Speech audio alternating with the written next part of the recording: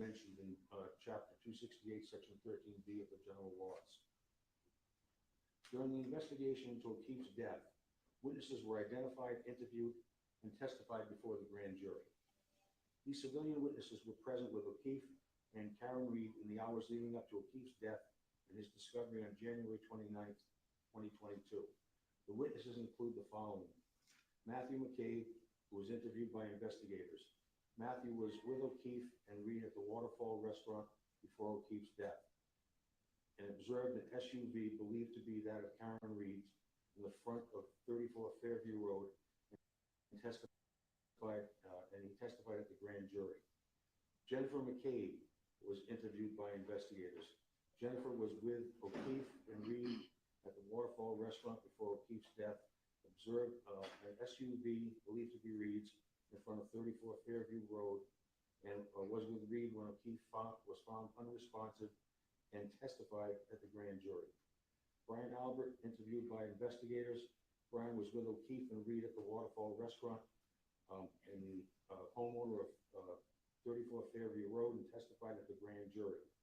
Julie Albert, the wife of Christopher Albert, was interviewed by investigators. Julie was with O'Keefe and Reed at the Waterfall restaurant before O'Keefe's death, and she testified at the grand jury. Chris Albert, husband of Julie, was first interviewed by investigators on February 10, 2022. Chris was with O'Keefe and Reed at the Waterfall restaurant before O'Keefe's death and testified before the grand jury. Colin Albert was interviewed by investigators. He is the son of Chris and Julie Albert. And Juliana Nagel was interviewed by investigators. She was present at 34 Fairview Drive when people were arriving from the Waterfall restaurant and observed an SUV believed to be that of Karen Reed parked in front of 34 Fairview Drive. In an April 2023 motion filed by Reed's defense attorneys, defendant's motion for order pursuant to Mass Rule of Criminal Procedure 17, directed to Brian Albert, Verizon, and AT&T, alleged police misconduct and a conspiracy among civilian witnesses to frame Reed for the death of O'Keefe. The motion calls Brian Albert a suspect and Jennifer McCabe a conspirator who took calculated steps to purge her phone of this inculpatory evidence. A local blogger, the defendant, Aidan Kearney, had adopted the defense's claims.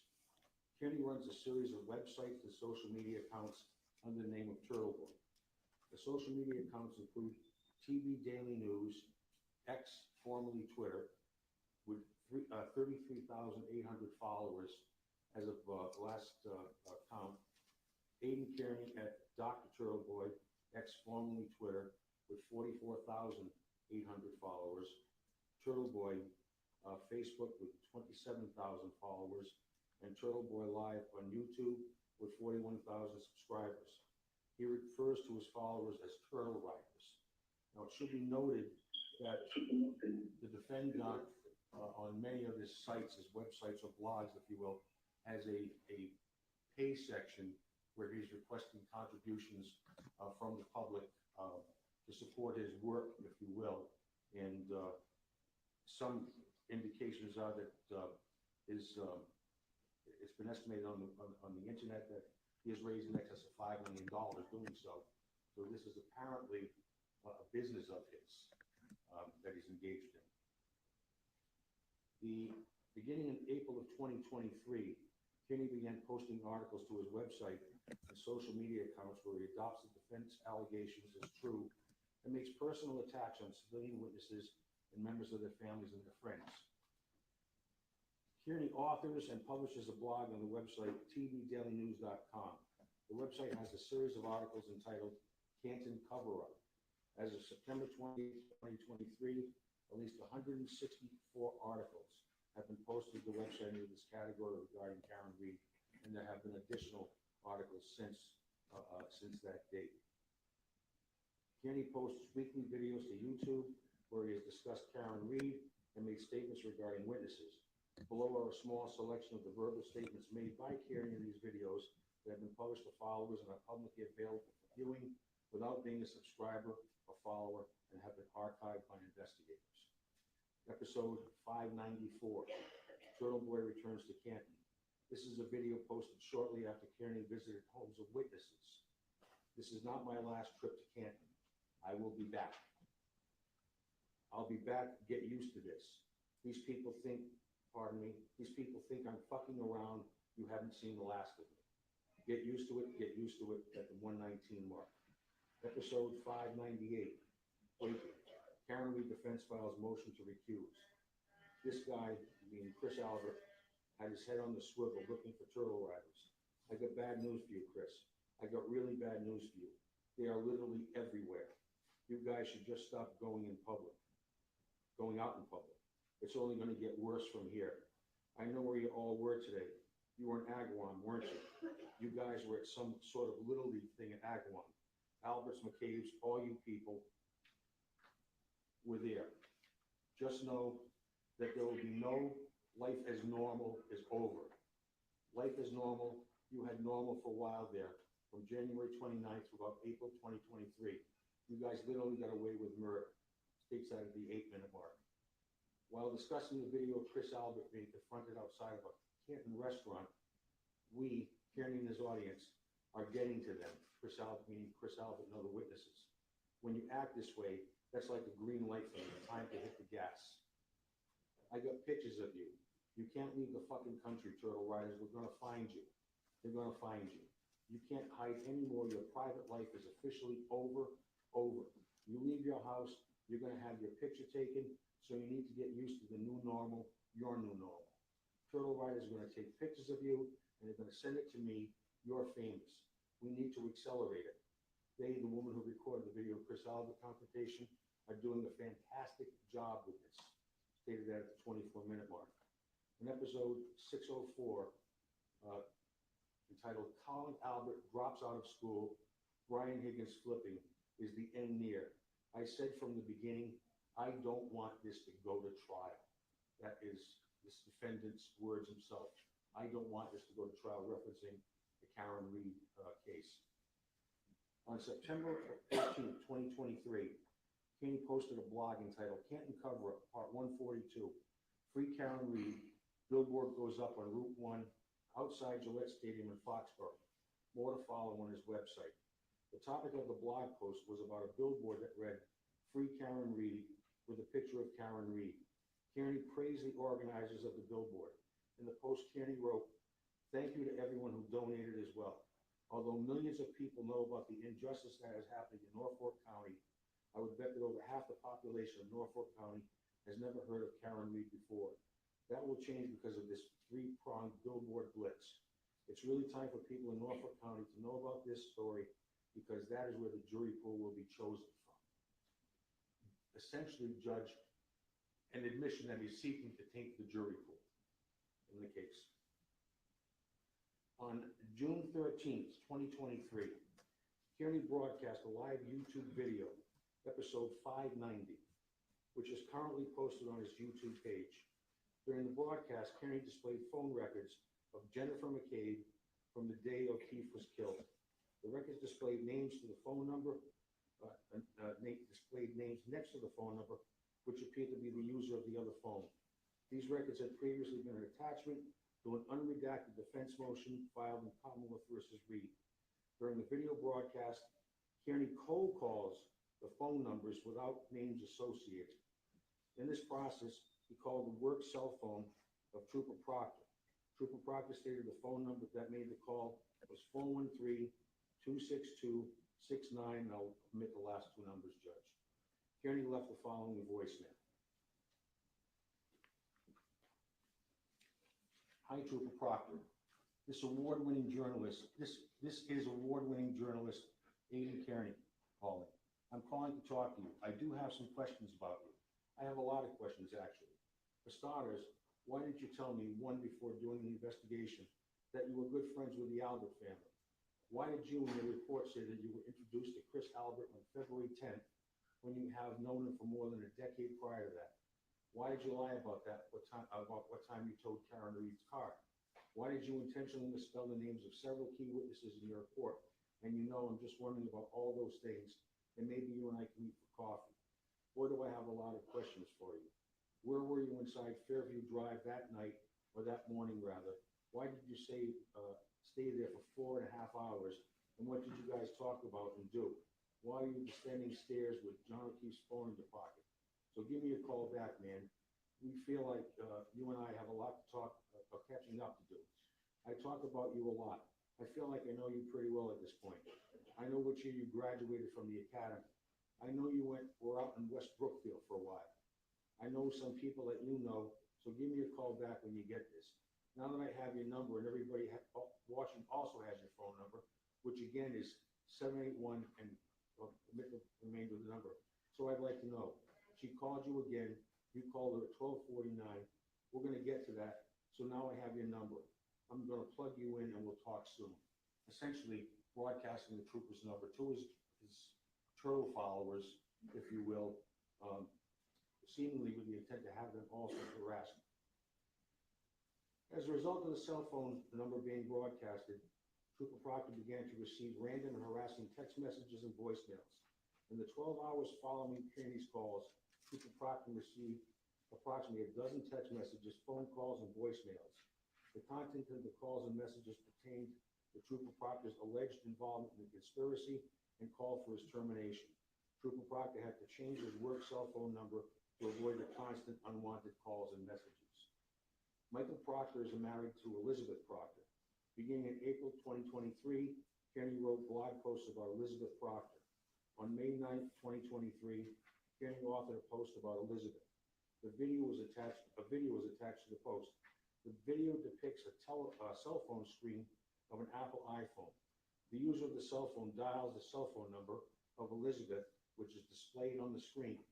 Kearney further writes, I can think of two people who deserve to lose their jobs over this alleged conspiracy about Karen Reed, though. Michael Proctor and Elizabeth Proctor. These two lowlifes think they're untouchable.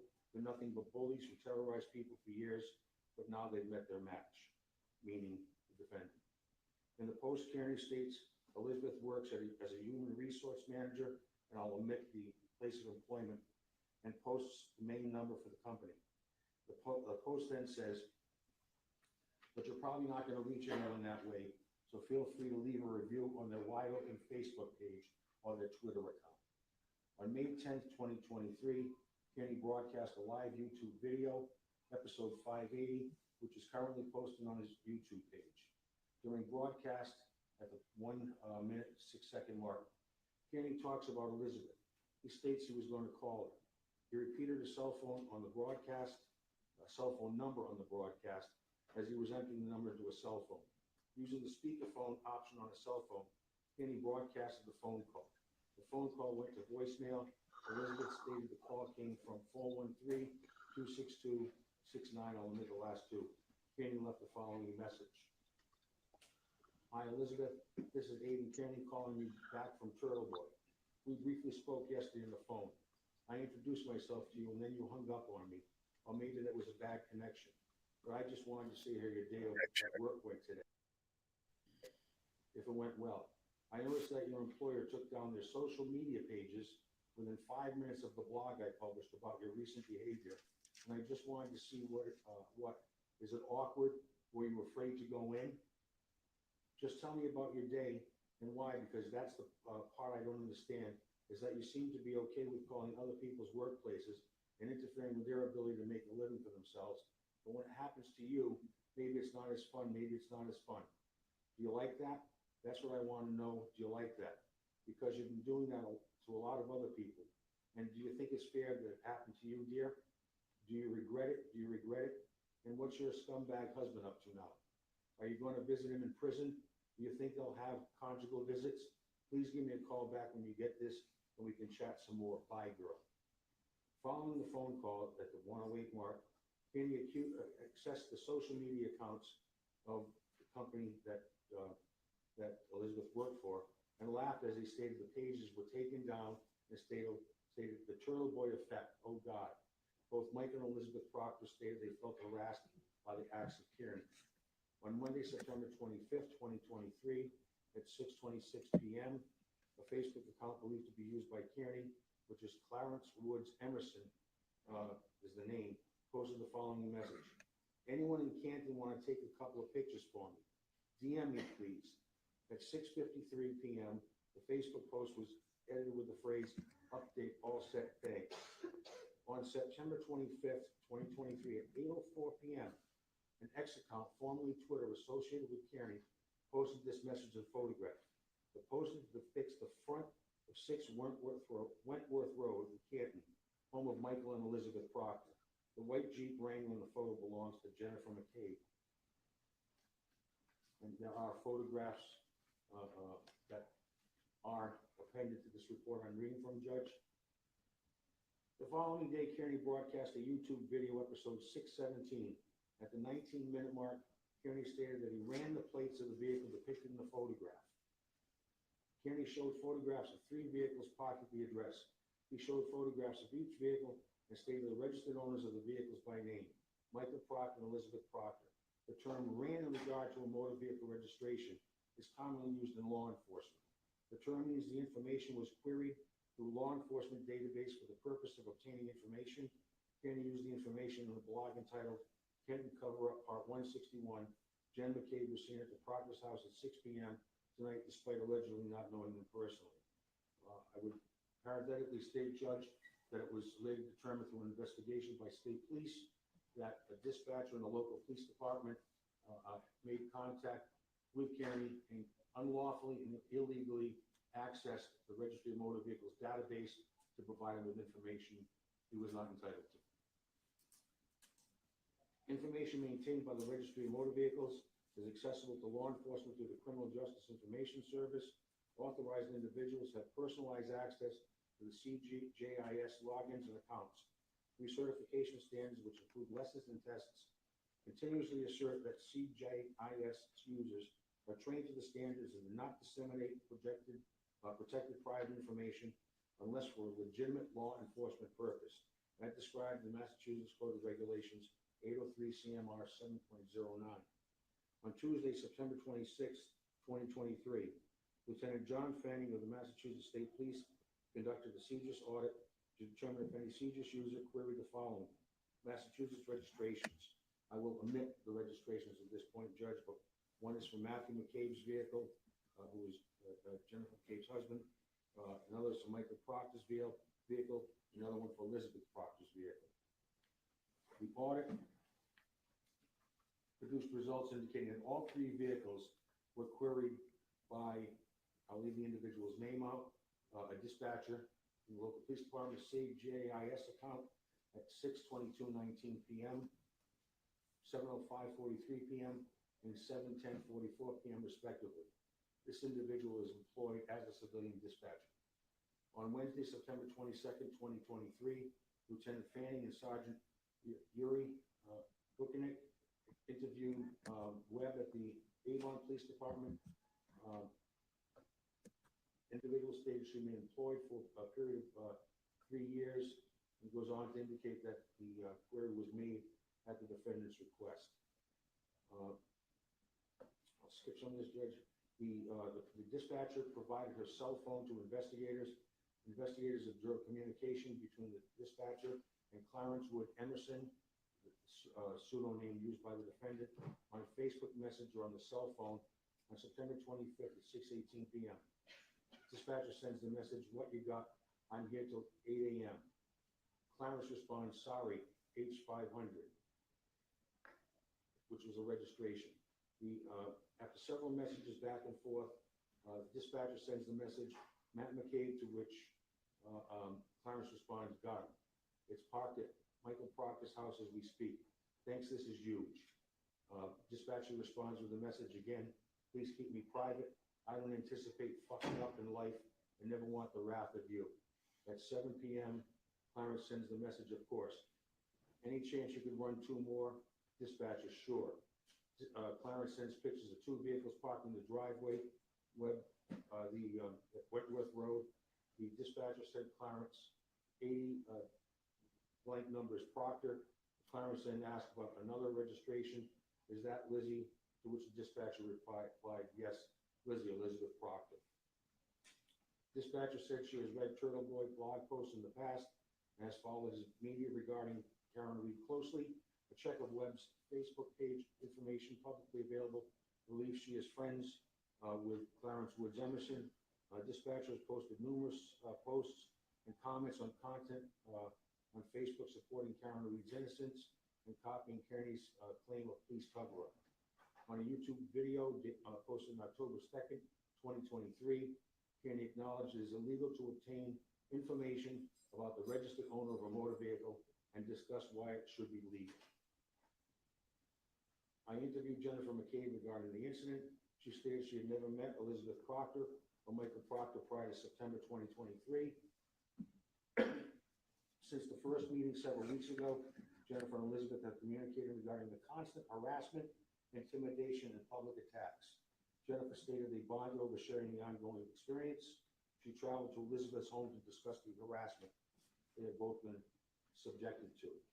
Based upon the foregoing facts, it's probable that Aidan Kearney committed the violation of Massachusetts general laws, which is section 13B, witness interference, intimidation of a witness, Michael Proctor and Elizabeth Proctor, and the statute, pertinent parts read, whoever willfully, either directly or indirectly, threatens, attempts, or causes physical, emotional, or economic injury or property damage to, conveys a gift, offer, or promise of anything of value, or misleads, intimidates, or harasses another person who is a witness or potential witness, person who is or was aware of information, records, documents, or objects that relate to a violation of a criminal law or a violation of conditions of probation, parole, bail, or other court order, a judge, juror, grand juror, attorney, victim witness advocate, police officer, correction officer, federal agent, investigator, clerk, court officer, court reporter, court interpreter, probation officer, or parole officer,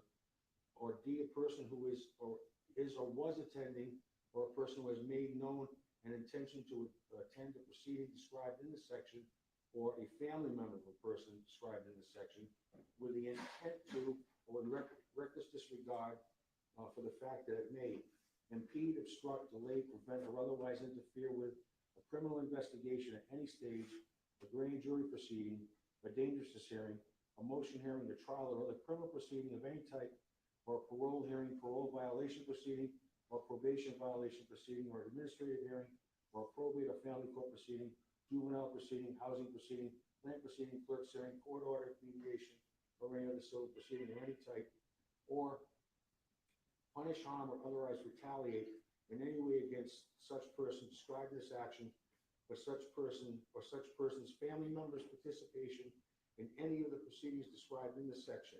And it goes on to state the penalties for that offense. Based upon the foregoing facts, the Commonwealth believes it will establish a trial that Aidan Kearney committed a violation of Massachusetts General Laws, Chapter 274, Section 7, conspiracy to commit intimidation of a witness by entering into an agreement with the dispatcher named earlier to obtain sensitive information to be used in blog posts and videos intended to harass, intimidate, and cause emotional harm. And given the continuing harassment of witnesses for the murder of John O'Keefe, we believe that the defendant will be found guilty at time of trial should this matter go to trial. That, Judge, that recitation deals initially with Elizabeth Proctor, the wife of Trooper Proctor. Now, there are an additional 8 complaints that I have here, Judge. Much of the verbiage is that's recited is also recited in these complaints, as they obviously have to independently stand on their own. However, for purposes of this arraignment, I can skip forward, Judge, and go to just the pertinent sections for the individual victims / witnesses, because they are both in this matter. But Juliana Nagel, on Saturday, July 22nd, at approximately 1200 hours, Kearney departed Shaw's 134 Nathan Street in Norwood, accompanied by a number of motor vehicles for something publicized as a rolling road rally. Kearney began a YouTube live video. The YouTube Live allows users to broadcast live videos on the YouTube platform, which can be later saved and distributed on a user's account. At the beginning of the video, Kearney is operating a motor vehicle and stated at least 100, 200 people are in the caravan of vehicles. He further stated that he did not broadcast the locations of the protests prior to the departure of the rolling rally. During the video, he stated, this defendant, stated the purpose of the rally is to protest a murder cover-up and framing of an innocent woman. He stated some witnesses will be in jail within a year and brags about being to locate witnesses wherever they travel. During the duration of the rally, he thanked other members of for attending the rally. Juliana Nagel, 25 years old, lives, I'll omit her address, in Canton with her 2 parents and 2 siblings. Juliana was home with her mother at the time of the protest. Juliana and her brother were present at 34 Fairview Road and had been interviewed by investigators. When Kearney arrived at 79 Highland Street, he identified the residence as her home. Kearney made a statement to get the attention of her neighbors. He described how O'Keefe was beaten to death at a house where Juliana was present. He stated at any point, Julie Nagel, you can come out at any point. Nothing is stopping you from telling the truth. You know what happened that night. He continued to state, you can't get away with it anymore. Too many people know. You're going down with them. Nothing is stopping you from coming forward and telling the police what happened. Kearney claims Nagel lied to investigators about her observations the night of O'Keefe was killed and is complicit in the cover-up of a murder. Kearney stated, you might as well tell the truth and let the world know what happened. Neighbors, maybe you guys can help us pressure them into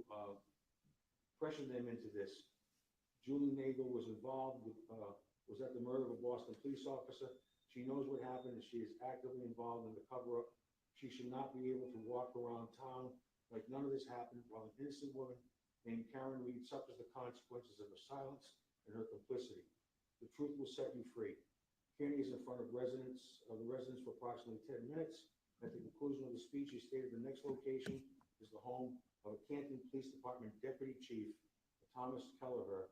While traveling to the next location, Kearney stated Julie Nagel's house was a good one. They were home. And clearly, the statements he made there, Judge, is about as far as he can go to intimidating a witness as to what his intent was. During a recorded interview on the YouTube account, WristFlex, dated August 20, 2023, the defendant made comments about his influence on the jury pool. I want the world to know what happened here. They want the story to be silent, nobody knows about it. They want to be able to find a jury pool that has never heard any of this shit before they can manipulate them the way they manipulated everyone else, and I'm not allowing it. Not allowing them to do that. Happy to do it. Elite mass corruption, TurtleBoy, 104 mark. Based on the foregoing facts that I've read, Judge, it's clear that the defendant committed the violation of Chapter 268, Section 13B, which is intimidation of a witness and witness interference with Juliana Nagel. I will not recite the paragraph that I recited earlier as to what the language of the statute is. And for this reason, Judge, on the second complaint docket 1151, we're going to be requesting those same conditions of release. Does it have about perhaps another hour going on, wants to take a break, or keep going, whichever your honor indicates? Well, let me ask you this: the issue with bail and release conditions. Yes, your honor. So, I mean, haven't you covered that? Why should we put a bail on and certain release conditions? There are, Judge. There are other witnesses, so I would ask that those conditions apply to each of the docket numbers. The facts are fairly similar, but as there are different witness/victims in these cases, the specific facts vary. But they're generally the same content as the two I read. Issue, which means that a court magistrate found probable cause to issue the complaints. So that's been established. Correct. And I mean, if the alleged victims in the various cases were to be named, then we would, to the extent that I allow any or all of your proposed conditions, it would encompass those people, wouldn't it? It would, Judge. Yeah. So I would ask Your Honor to adopt the Commonwealth's recommendation as to the conditions. Attorney Reynolds, if you could go to the microphone, then perhaps Attorney Novak will slide over a little bit and tell me, what is your position with regard to the Commonwealth's request for cash bail in the amount of $1,000 and the various conditions? Yes, Your Honor. As far as the bail, we're asking for release on personal. He has no record. He lives with his family in Colvin, and he has 2 children that he supports. And what we're providing here is that we don't believe that because of his record or because of his commitments that he would be a danger of flight or creating a problem in terms of meeting bail. As far as the conditions go, my client states that he is a news person who is using his First Amendment rights to cover a story. Now, I know that he is doing it through YouTube, the social network, but there are a lot of people who do this. And he is requesting that he still be able to do this news cover. He vehemently denies that he's intimidating or harassing it, that the trooper involved is a public figure, that there is a potential selectman involved, that he goes to meetings, and he feels as if that he should be allowed under his First Amendment right to pursue his story. Now, as we go through it in terms of the threats, I just would like to point out that when I read the statements that the prosecutor stated, I see opinion. I don't see threats under the way my client is acting.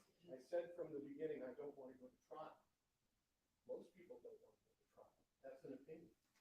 That's not a proceeding. He said he didn't want the Cameron Reed case to go to trial. Okay. But still, it's an opinion, and he put it out on the web. It's really important for the people in Norfolk to know about this story because the jury was chosen from there. Again, opinion. Again, the internet allows for that. I'm sure that, or I would hope, that if any of these statements would have violated YouTube policy, they could have contacted that and had it all taken down. In addition, I would provide that this is a lot of reports, and for some of these conditions to apply, such as controlling his followers, not sure how we would do that. I would believe that if he were allowed to continue to pursue the story with his bail warrant, that the police could access or take a look at further events that he does. Meaning that if he calls for one of these rolling rallies, someone will give a call, they can go out and they can determine whether or not it's intimidating or if it's a charge or a plot. I mean, that's what I'm arguing, to allow the First Amendment to go forward and to allow the prosecution to continue to monitor the situation. They have police involved, and then each event that comes out of it is under bail warrants. If he does something wrong, he's back here. And that would be my argument. All right, thank you. Attorney Mello, if you would, for the court and police department, would you identify the alleged victims in the various complaints by name? I think I have them all, but I want to make sure. I will, Your Honor. In the first instance, it is Juliana Albert. In the second instance, Judge, it is Christopher Albert. And these are in addition to the ones I've already identified, Judge. Chicken Palm Charlie. In the next You got a little butt hurt. is, Michael Proctor. Oh, Proctor, really? Then we have Proctor feels intimidated by Turtle Boy. Got it.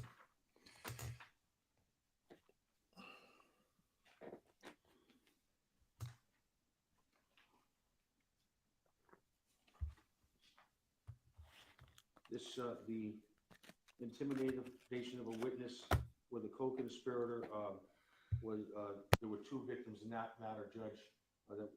Jennifer McCabe and Elizabeth Proctor. Those were incidents where the vehicle registration was run. We have Jennifer McCabe.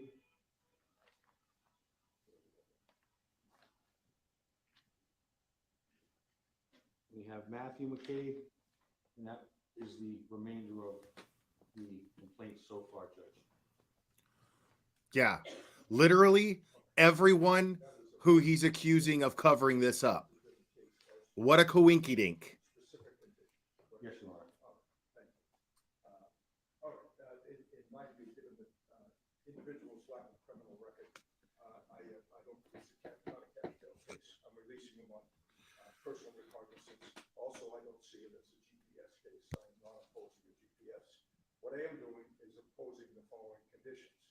Stay away, no contact from each of the named witnesses that were just listed by Attorney Mello and captured by the court and the probation department. Stay away, no contact.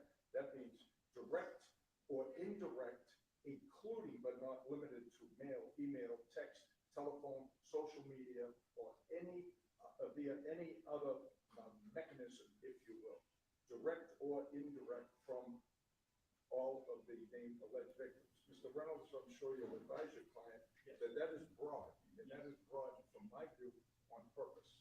And if it comes before me or any judge, and a judge would find that he violated a release condition, he is subject to incarceration for up to 90 days without bail.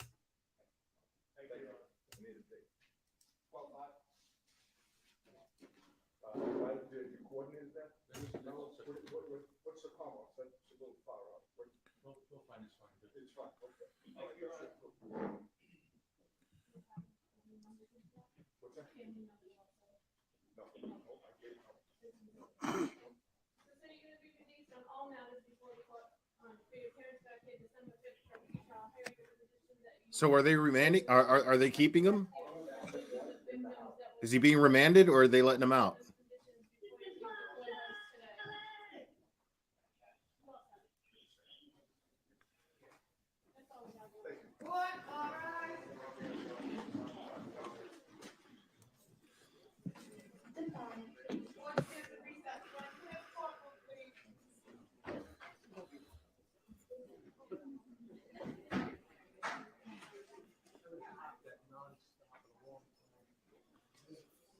You've been talked that non-stop in a long time. Shut up.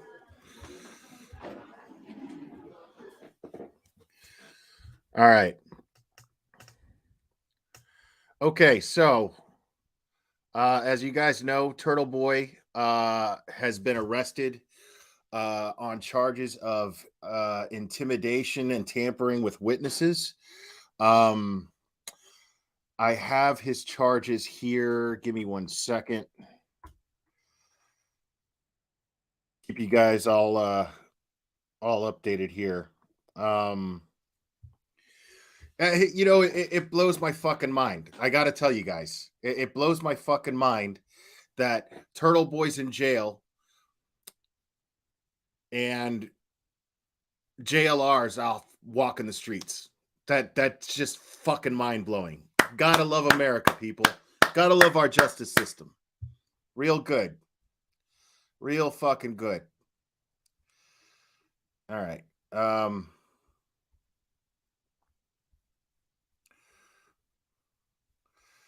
right. So let's take a look at this real quick.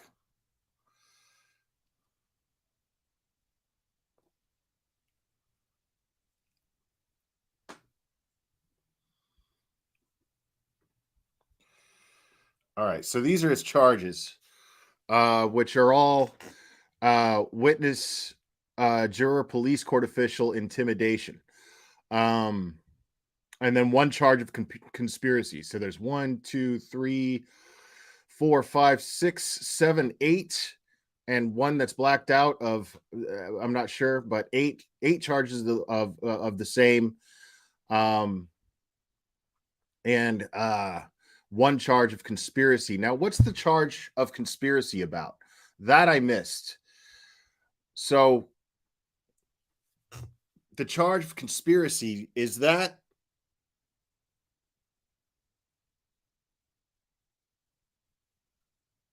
the charge of conspiracy are they counting the so-called turtle writers? Is that what they're saying, that his followers are, that he conspired with his turtle writers to harass these people?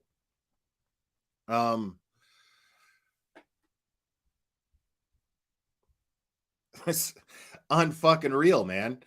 Dude, this is the biggest pile of horse shit that I've ever seen. Like, this is straight bullshit. Because the fact is, I mean, this is clearly trumped up charges. And yes, that's a play on words. Now, I saw some people comparing this to the Trump thing. And listen, I'm not a Trump supporter. I'm not ashamed to say it. I am not a Trump supporter. I'm not a Biden supporter, but I'm not a Trump supporter either. Okay? But the fact is, like, the whole time, every time they slap these charges on Donald Trump, like, it's like, don't you see that all you're doing is martyring this guy? Like, do you not see that all you're doing is martyring this guy? That all it's doing is strengthening his support that much more. If you do this to try to shut a guy up like Turtle Boy, it's just going to make him louder. It's going to make the people who support him louder. Hell, I'm just now on board with this, and I'm about to get loud as fuck. Simply because I'm like, this is clearly people using the justice system, the same exact people. This is how am I supposed to, as somebody who's just now jumping on board of following the Karen Reed case, as somebody who's just now jumping on board with it, right? How am I not supposed to look at this as a tactic? For a tactic perpetrated by the very people who Turtle Boy has been loudly accusing of covering up and showing evidence of them covering it up. That's what blows my mind. How am I not supposed to perceive it that way? Instead of trying to convince me of some way, shape, or form that this is some sort of conspiracy theory and I should just dismiss it and just look at the fact that allegedly that Karen Reed is guilty of this crime, and there's all the smoke and mirrors being created by Turtle Boy and his turtle riders. So how am I supposed to look at it like a conspiracy theory now, when you go and you stick this guy behind bars for simply being loud and presenting evidence that we should be asking questions, which is all he's done. I mean, now I understand to some degree. I realize that his tactics can be considered aggressive, for sure. No doubt in my mind. I'm going to play devil's advocate here, because some of this stuff, when I see some of the stuff he's doing, I'm like, ooh, man, it's aggressive, to say the least. But I mean, what they're trying to say, what this prosecutor was trying to say was threatening. I mean, all I've seen him threaten to do, all I've seen Turtle Boy threaten to do is expose the truth, or as he perceives the truth to be. Okay, let's just be fair here. Okay, let's just be honest. I haven't heard him like threaten someone's physical well-being. I mean, it doesn't make any sense. How am I, as an outsider looking in, and just now coming into this and trying to collect all the facts and trying to make my own opinion, how am I not supposed to look at this as just the grand scheme of what is the injustice against Karen Reed? Part of that. How am I not supposed to look at it that way? Now that you've gone and you stuck this guy behind bars and you're trying to shut him up. Because that's all this is. You're trying to shut him up. This is all about a gag order. This isn't about putting him in jail. This is about shutting him up.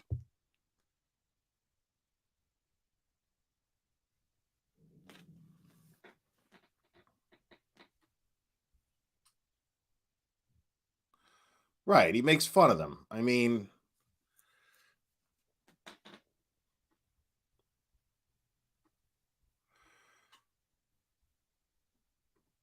so, and let's let's take a look at his old friend here. Let's take a look at his old friend here, because this is very interesting. Okay, I don't know how well you guys can see this. This is the best I can do. Old Jennifer Coffendorfer tweets and says, "It sometimes takes a while for justice to come, but it is on its way." Early this morning, I was advised that Dr. Turtleboy was arrested on multiple state charges. I never revealed that privately via email. Aidan Kearney threatened not only me, but also my family and my children. Why? Merely because of my initial post that I agreed with the state's position that there was probable cause to believe Karen Reed killed John O'Keefe. Really ashamed that this is the state of a true crime community. Bullshit. That a person can disagree about a case and be relentlessly stalked and maligned. To the relief of many, specifically those he continues to falsely accuse of killing Officer O'Keefe, justice is literally knocking at the door of Aidan. I hope those subscribing and following him will take a deep dive into who he is, his lack of credentials, what he has said in his blogs that have hurt so many, his past history with the law. I am grateful that prosecutors have taken action and there will be relief for so many innocent people. I will post documents after arraignment. Oh, I'm waiting on those documents. Because I want to see what you consider to be threats, Jennifer Coffendorfer. I would like to see that. I would like to see proof that Turtleboy was sloppy enough to send threatening emails in writing to a former FBI agent and a public figure. Because you know what? I wasn't even like, right. And good point, Sleuthy. Like, he wasn't, why wasn't her name mentioned in the arraignment? That's what I want to know. Why wasn't she mentioned as one of the victims in the arraignment? And why wait till after the arraignment to post these so-called documents? I want to see data. I want to see data that Turtleboy was stupid and sloppy enough to send threatening emails in writing to a former FBI agent. I'd love to see that.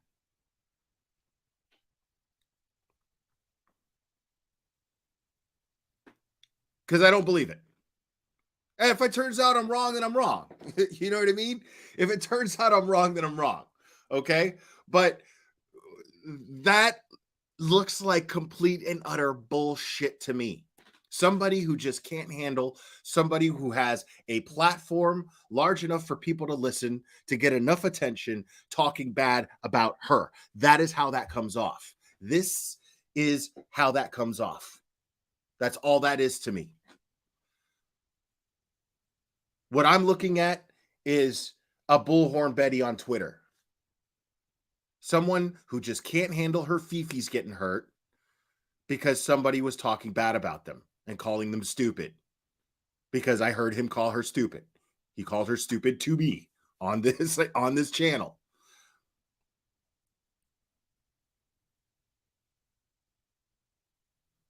But I want to know. I'm dying to see the data that states that proves that he threatened you in writing via email. I mean, it says so right here. Isn't that what it says? I never revealed that privately via email. Aiden Kearney threatened not only me, but also my family and my children. I'd love to know what her idea of a threat is.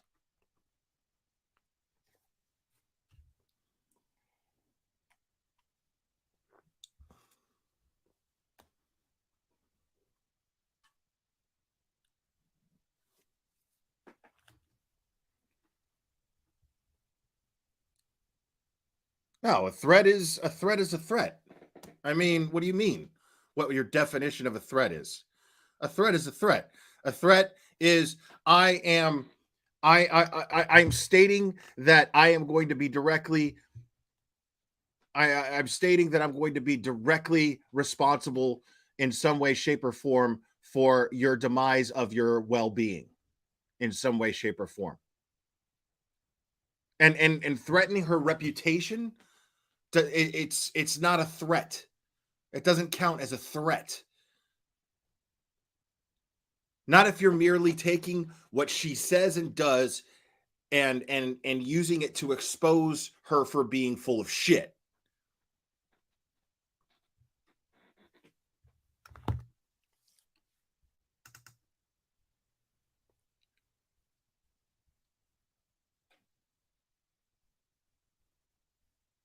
To her, it might. Get out of my face with that bullshit. Give a fuck what she thinks. Doesn't matter what she thinks. It's what the law says. I mean, I sit up here on YouTube, live stream after live stream, and I hear stupid, fucking whiny people accusing people of threatening them when they didn't threaten them. I hear it all the time. And I'm seeing this be the same exact fucking thing.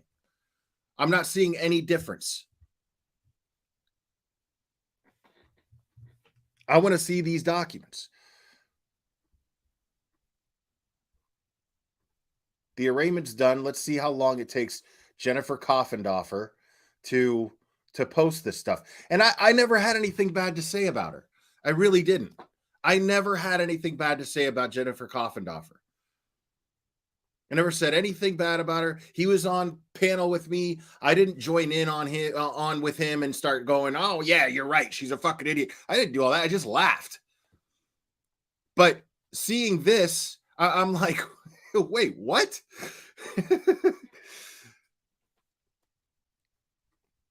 And then we have this. This is very interesting to me.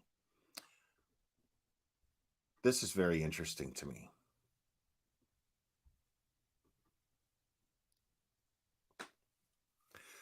Now, I don't know who this person is. Okay. Wendy Murphy. I don't know. I'm still fresh in all of this. But it says here a bit more of the arrest today of Dr. Turtleboy for witness intimidation in the Karen Reed case. Police executed a search warrant and seized his computer and electronics. Translation: more charges are coming.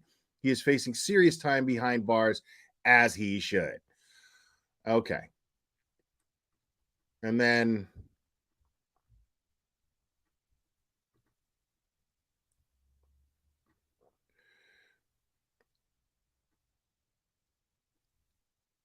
there's this, which is nothing. I mean, more information on the arrest of Turtle Boy. He is being arraigned in 2 courts, starting with Staunton District around 11:30, followed by Dedham District. Don't be surprised to see his case elevated to Superior Court. Okay. And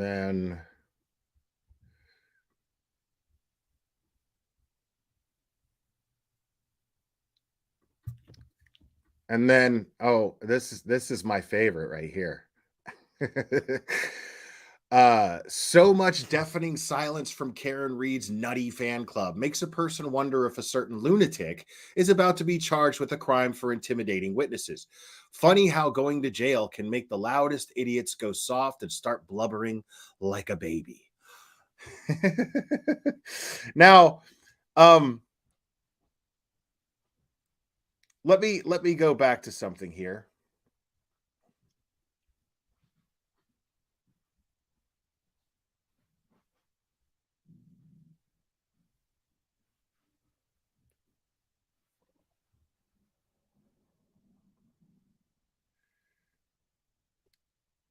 Yeah, let's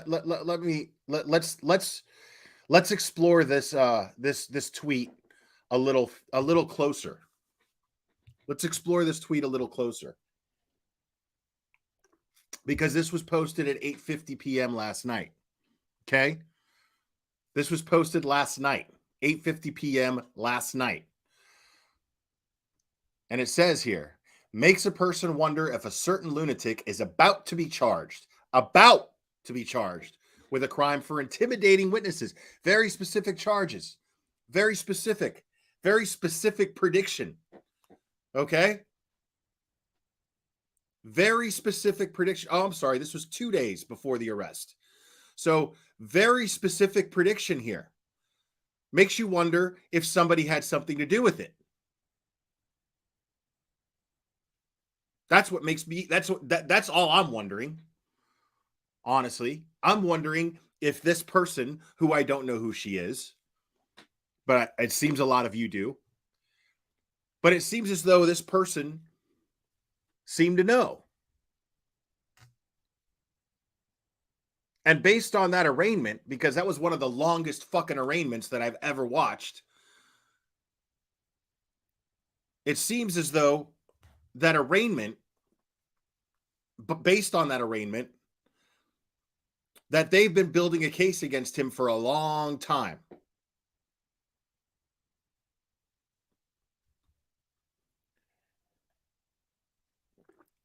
Now, here's my pledge to all of you. Because now, according to that arraignment, it seems as though Turtle Boy can't even touch this case. He's not allowed to talk about it at all. So my pledge to all of you, if you all do the same thing, I will continue to discuss this case. I will continue to explore the injustices in it as much as I can. I'm going to be a little less biased about it because that's just how I am. I am not going to be the next Turtle Boy. I'm not going to live up to that mantle. I cannot do that. So don't expect that. But I can guarantee you that I will be exploring this and I will not be quiet about it. But what needs to happen also is all of you need to speak up about this too. All of you have the power of social media just as I do.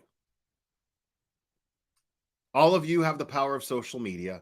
All of you have platforms that you could speak up on. And just apply your hashtags. Because this is what Turtle Boy would want. This would be, in my opinion, in theory, this would be Turtle Boy's plan B.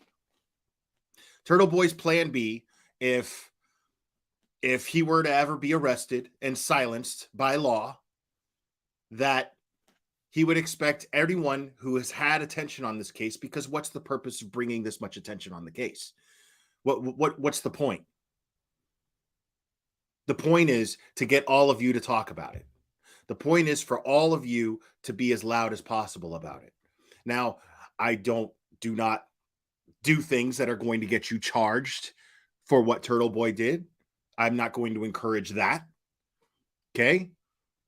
But simply bringing facts, bringing evidence, continuing, talking nonstop.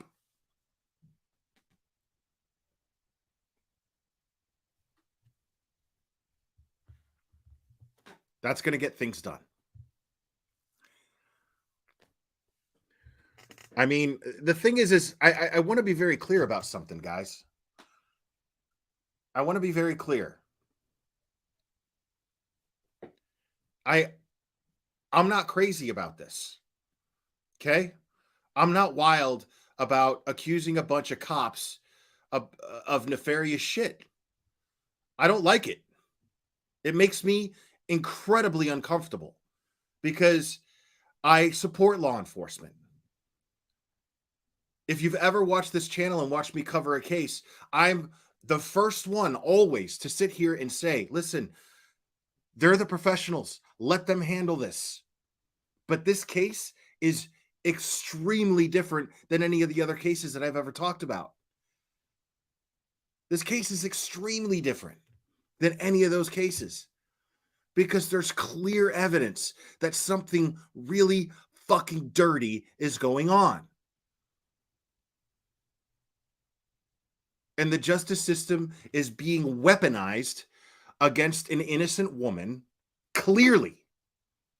And it is now being weaponized against someone who's trying to bring attention to it. That's not something that I can abide by. It's just simply not. And I support law enforcement, and I support them when it comes to solving cases and bringing justice to victims and their families and loved ones. I'm always in full support of that. But this case does not apply to that. It does not apply to this case. That does not apply here. This is one of those rare cases where the justice system is being weaponized to keep people quiet.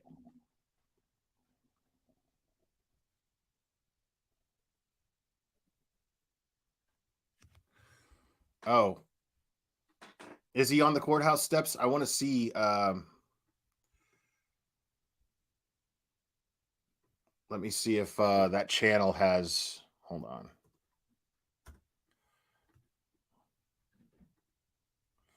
Give me 1 second here, folks.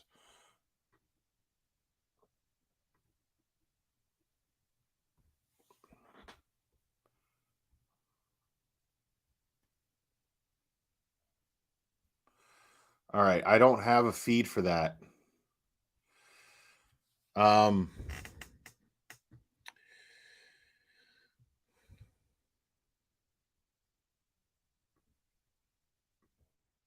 wrote at 3 a.m. What the hell is Eden Carney?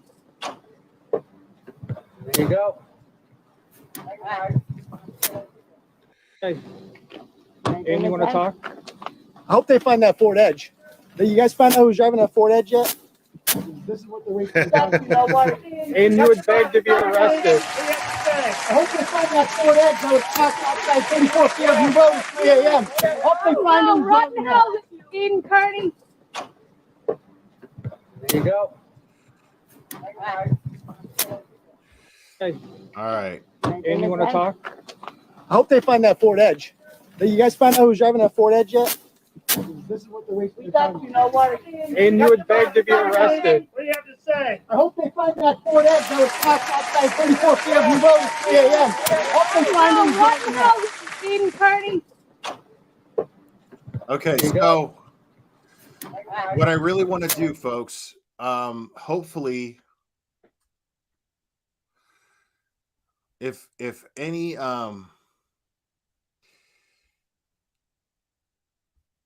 if any of my mods can find the footage of Turtle Boy talking on the court steps, because I want to hear what he has to say. So if he's talking on the court steps, then I mean, he by the looks of that footage where he's walking into court, it sure as hell doesn't sound like he intends on being quiet. Uh,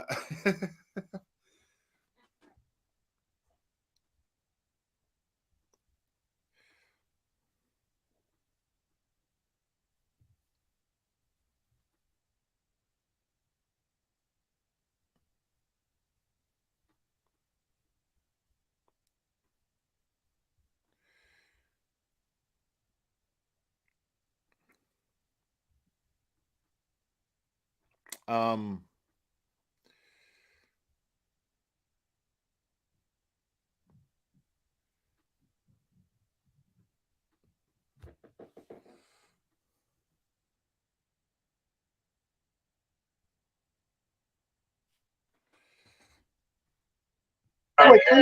Fire the animal abusers that report on your traffic. Is facing felony charges for murdering dogs, killing dogs. Nice guy. What a And guy. Katie It still works there. tried to silence them, and she still works there. Shameful. And by the way, Katie, if you're watching, your husband is sending out some I'm gonna start this inappropriate over. videos. It's just, I did too. It's not my fault. The hell? People allowed to go. now this is going to be a little behind. This is going to be lagging behind, but Not disturb. All right, come on, troops. Let's go. What do you have, everybody? Takes Oh, like- it's a tragedy, because I'm on the, Yeah, it takes like 30 seconds for everybody to kick in on the thing. I posted on all the pages, that's why it was a tragedy. I did. Yeah, Of course. I'm on it. Your I'm on it. moderator I'm was on it. Your Yes, moderator was on my it. best moderator ever. My best moderator ever.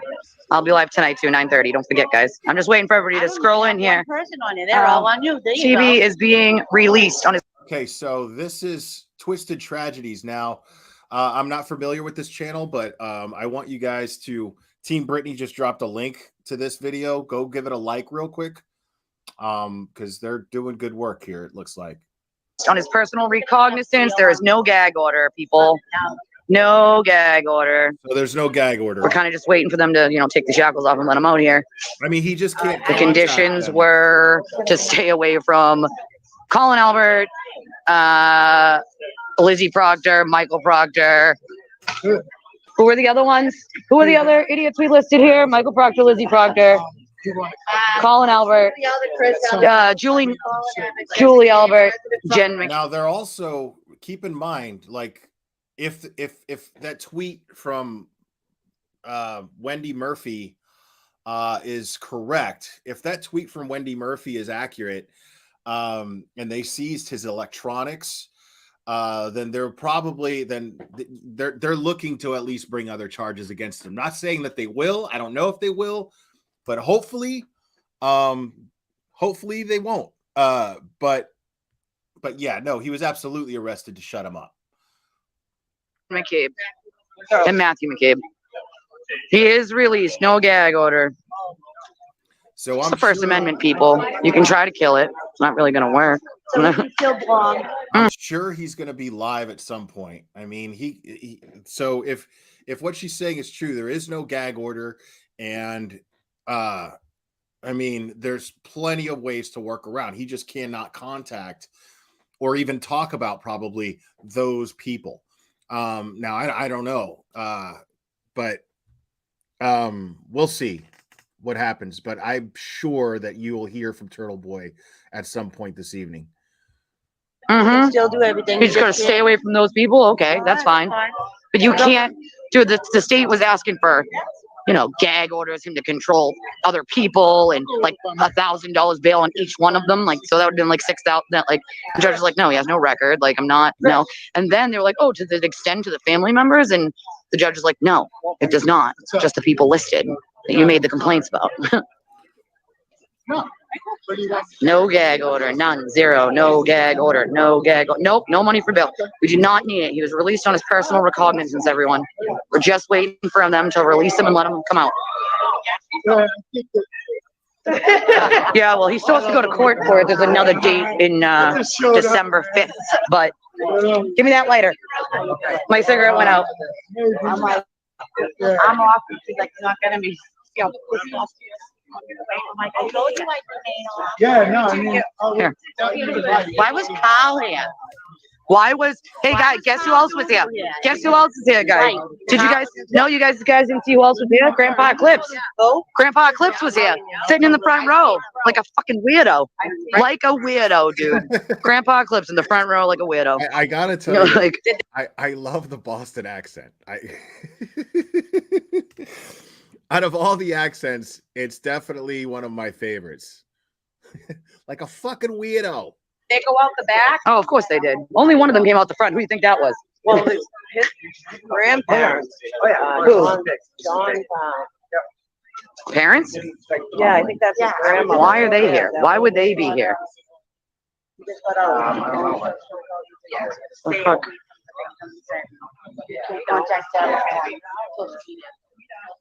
Does it? So I would assume, based on what you're saying, Mindy, You gotta stay away from me. I would assume that that indirect contact even means talking about them on his YouTube channel or blogging about them. I would assume that that's what that means. I don't know for sure, but that's what I would assume.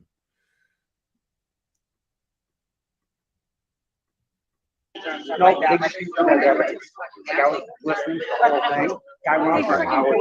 In his defense attorney get up and said, no, you know, blah, blah, blah. And he said,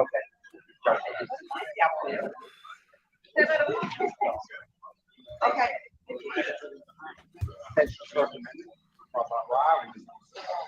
Yeah, Christy had to leave. She was told to leave because Lauren's here and there's an order, so she had to leave. No. She was pretty pissed off. Oh well. Not only was it a failure, I could tell the judge wasn't buying it, and I said that to people because it's all First Amendment. You might not like what he has to say. It might be vulgar, foul, but it's First Amendment. You can't stop First Amendment. Oh, we will. We will. Oh, they screwed up. Real. And also, you know, if you guys are watching, Jen McCabe admitted to being at Lizzie Proctor's house. Oh, they're just bonding over harassment. Like, I'm sorry, it's unethical, period. And Michael Proctor was home, like, so they need to do something about that. Like, you admitted it. Like, that's sad. I mean, you really can't not. Yeah, But I mean, let's talk about that for just a second. Why the fuck are the McCabes hobnobbing with Proctor, with the Proctor family, and the Proctor family when Proctor is the lead detective on the case? Would that not be a conflict of interest? And how is it wrong for Turtle Boy to point this out, to expose this? How is that wrong? I mean, it's clearly a conflict of interest. So there's nothing shady about that?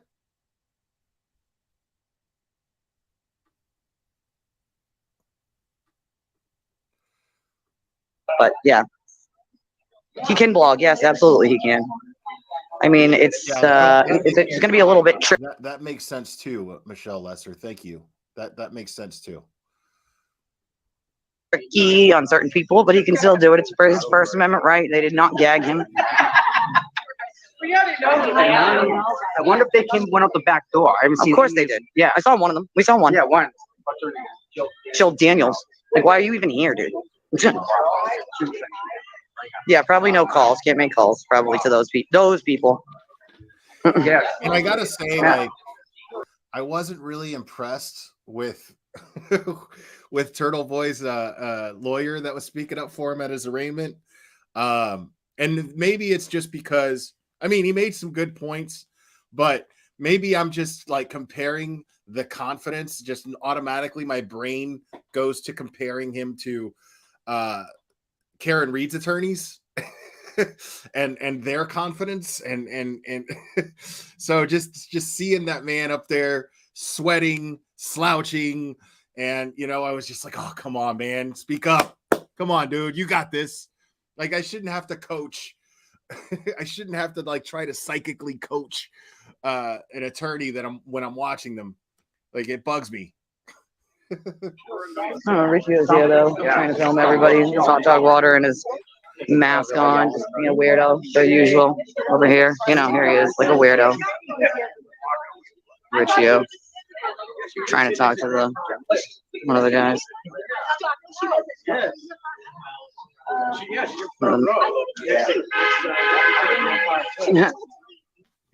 Yeah, she was told to leave. I'm running out of battery here, dude. He needs to hurry up. Like, poke Turtle a little too hot this time. Now, this isn't live. I mean, she's live now, but this is, I'm just playing it from the beginning of when she started the live. But she's standing there at the courthouse steps. This YouTube creator is standing there at the courthouse steps. I'm just playing it from the beginning. So just so you guys know. And Team Brittany had posted the link to this. So you mods can drop the link to this live that I'm streaming right now. So that you guys can go give it a like, because they're actually there at the courthouse steps. They're not just streaming this like I am. And I don't want to just stream their content without giving them props. So go make sure to like and subscribe. Make sure to like and subscribe to Twisted Tragedies. Yeah, don't poke the turtle, dude. I mean, whatever. Don't poke everyone on your First Amendment rights, dude. Like, don't freaking do it. Like, it's everybody's First Amendment to talk about whatever they want to talk about. Don't freaking do it, man. Now we know we need to grow.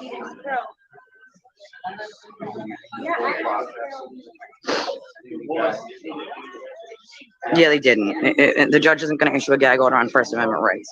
If he did, he'd look awfully stupid. And I don't think he wants that in his courthouse, especially since this court was the same court that said no to 2 harassment letters. This is not harassment. It's First Amendment. You can say whatever you want to them. Doesn't matter if they like it. Doesn't matter if it's foul. The honking the entire time. If my phone dies on you guys, I apologize, but I am running on like 5% here. And yeah, the entire time. The whole entire time, dude. That's all you could hear. Kind of funny. Come on, TV. Can you call Yeah, I Russell? mean, what she's saying is absolutely true. You don't have to like what someone is saying. And I haven't seen him actually operate outside of his First Amendment protected rights. Now, maybe they'll find evidence that he has, but I personally have not seen it. So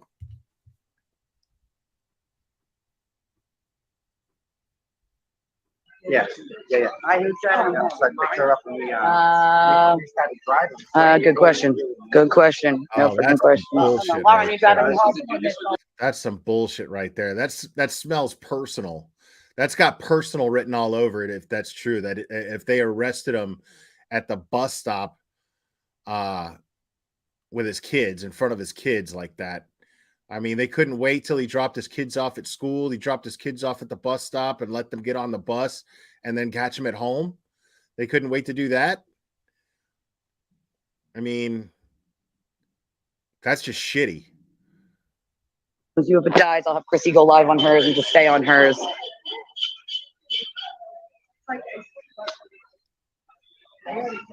Which page? Chrissy, page are you on right now? I went off, but I can go on. I'm going to have her go on just in case mine dies, guys. So if mine dies, which one? There's 2. Now, understand something, folks.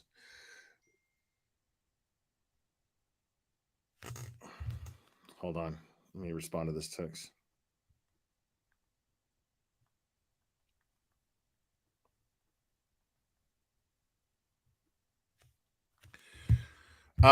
Understand something, folks. All this is doing is bringing more attention to the case. All this is doing is empowering Turtle Boy and this and his efforts this much more. This is all it's doing. I can't believe that they could be this stupid. I mean, because now with the attention that he's getting, they're martyring him. This is going to be, I mean, they're going to make documentaries about this. This is going to be all over the place. People are going to write books. He's going to write a book. I mean, Do they understand? Anyway, so Facebook. Still beeping. Still got the beeping. They're waiting for us. I'll be on tonight at 9:30, so we'll talk about it.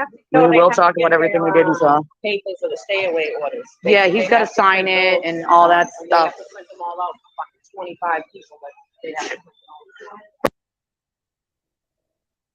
Friend request right now. Yeah. That's what's gonna happen. Just know it right now. You don't have to friend request her to see it, guys. Oh, unless you're not on that page. But even so, you're not streaming from your regular one, are you? No, I'm streaming No, from- she's streaming from that page. You have to join that page to see it. If my phone dies. Well, these are all And I can have people- Tom do it from the other one if we really need to. These are all people who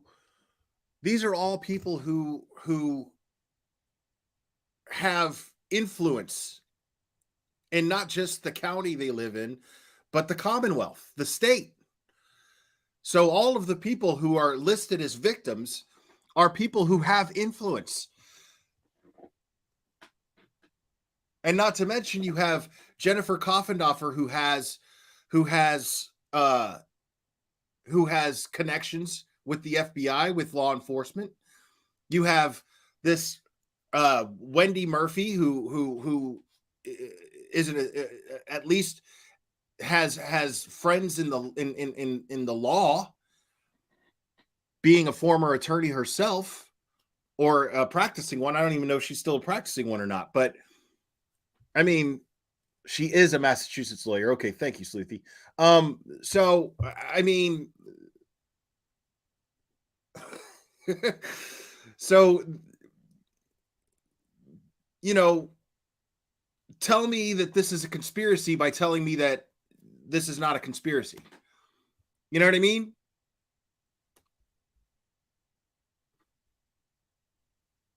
To come out.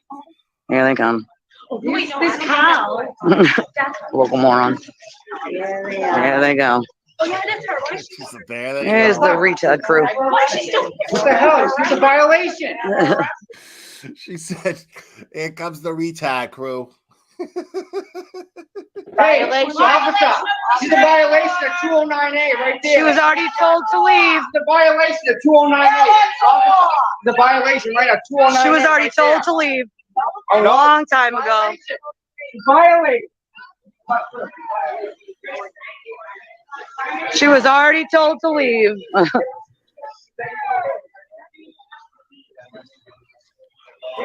Grassy Panties came on after she was already told to leave, you guys. Here's the retard crew.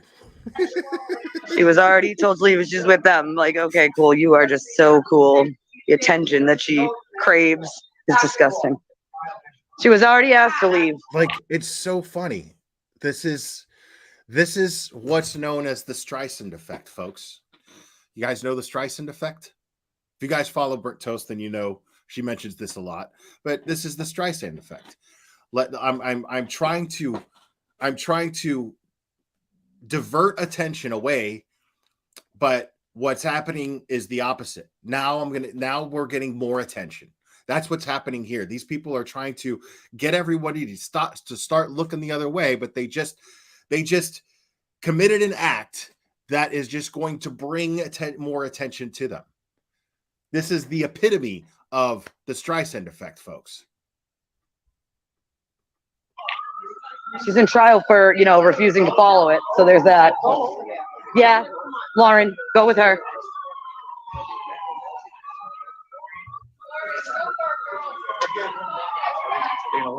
I know you from Facebook.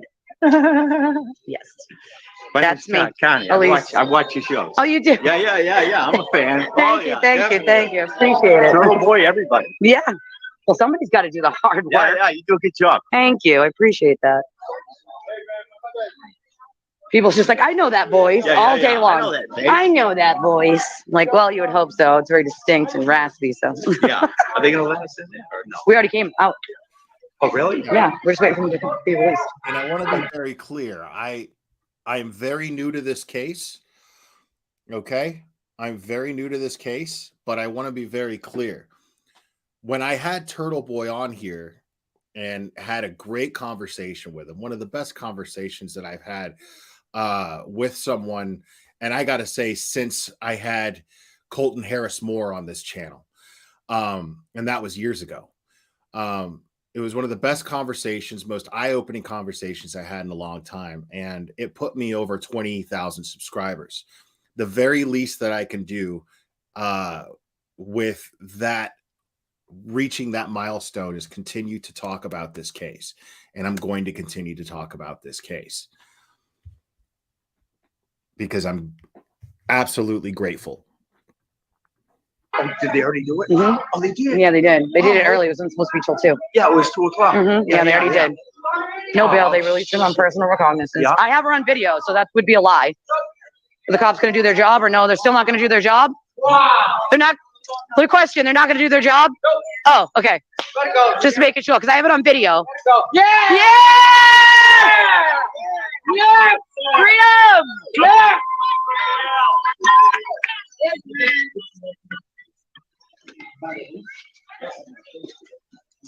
Can you tell us how you were arrested this morning? In handcuffs? Where did it happen? Did it They happen actually at the bus stop? They were actually waiting while my kids were on the bus, and they made sure because of crazy. I hope you all realize that now. I'm here right now because I'm exposing corruption. I'm exposing what really happened to John O'Keefe and the powerful who murdered him and cover up his murder. And this is what the state does to you when you do that. But several months from now, it will not be me standing on these courthouse steps. It will be the so-called victims. That's who will be here. Because ultimately justice will prevail and truth will prevail, and they will never shut me up. They will never, ever, ever.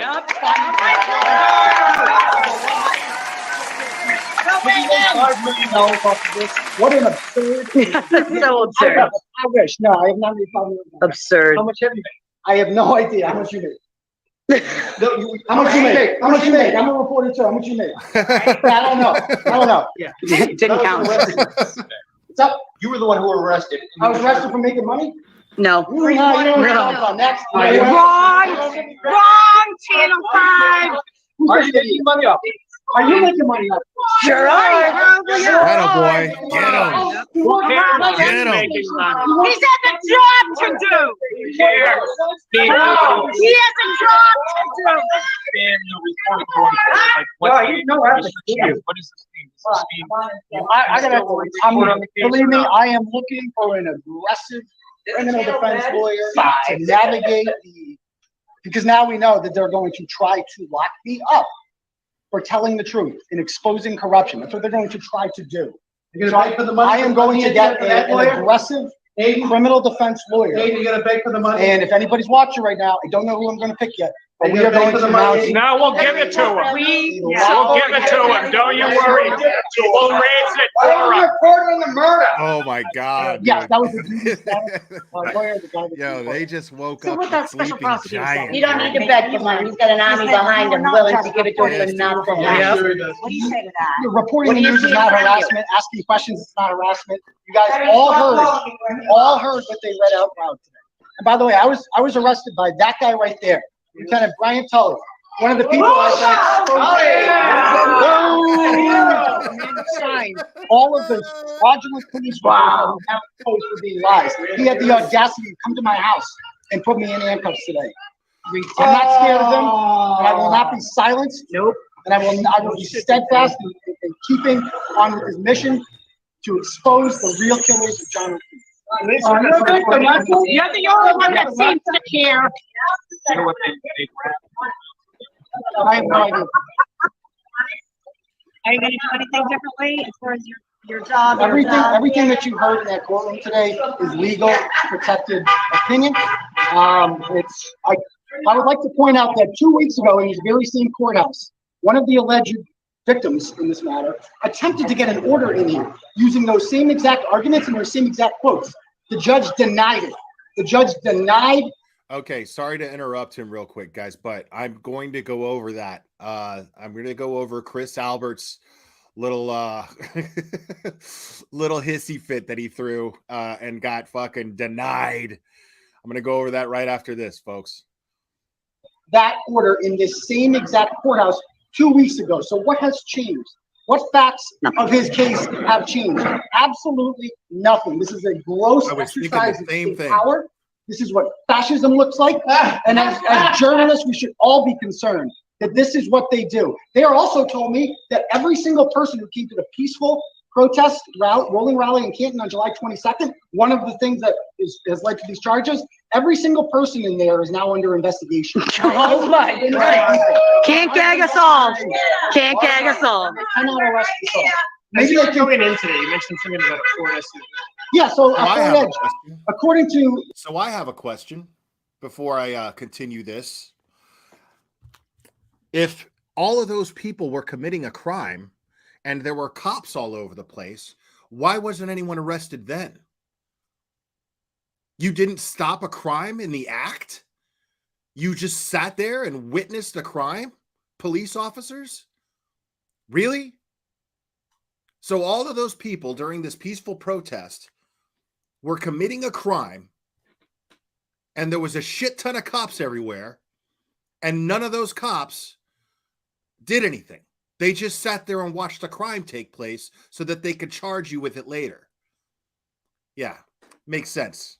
Makes a lot of sense.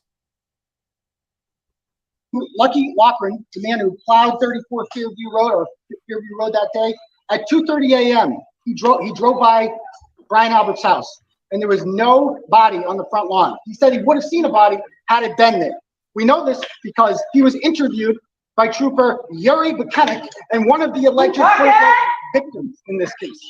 According to Mr. Lochran, 30 minutes later at 3 a.m., he noticed that a Ford Edge was parked outside directly where John O'Keefe's body would later be found.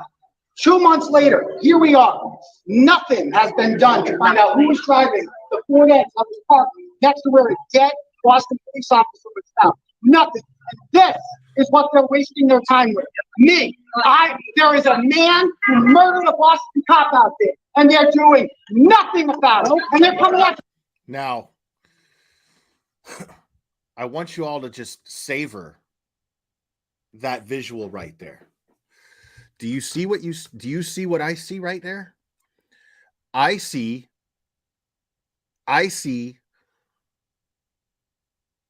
exactly what Turtle Boy was trying to get done this entire time. A shit ton of mainstream media reporters with microphones in his face listening. Finally listening. Now he's got everyone's attention. So, I mean, Stadies, way to go. We got to thank the Stadies, folks. We got to thank the Stadies. Stadies, good job.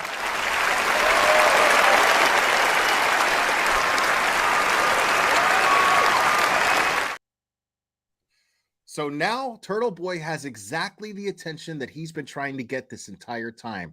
And how did he get it? Because these jackasses just martyred him.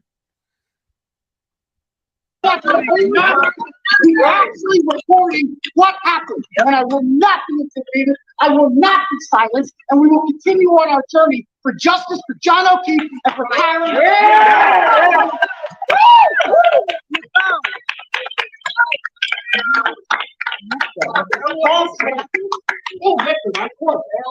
You're a freaking disgrace, Channel 5.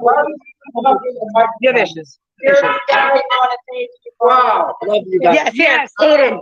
We have a ton of people over here looking for you. So, guys, they took my phone to my computer. I figured. So I got to go get new stuff, but I'll be back. They're not going to silence me for long. They got that. You know, if you Turtle Boy's like, listen, I got to go shopping. Hold, please. You guys want to help the cause? Again, Of course. Feel free to donate. I'll be on there. They're trying to silence all of us. They're coming after all of us. Can't gag us This all. is the most pathetic Can't gag us all. I've ever seen. It's a sign of weakness what they're doing right now. They're scared. They know they're going to jail. And it's coming, baby. It's coming. So get ready. Get ready. I'm not scared of these punks. Not at all. Why did the deputy chief erase the footage of the murder scene? Why is that? 2 minutes of video of the Canton. Deputy chief deleting footage of the murder? No? Somebody in the comments told me that all day is Check fake, it. 'cause I have no idea. We're gonna talk about this though, right? Oh, it is. That's right. Yeah. Thank you all. Appreciate it.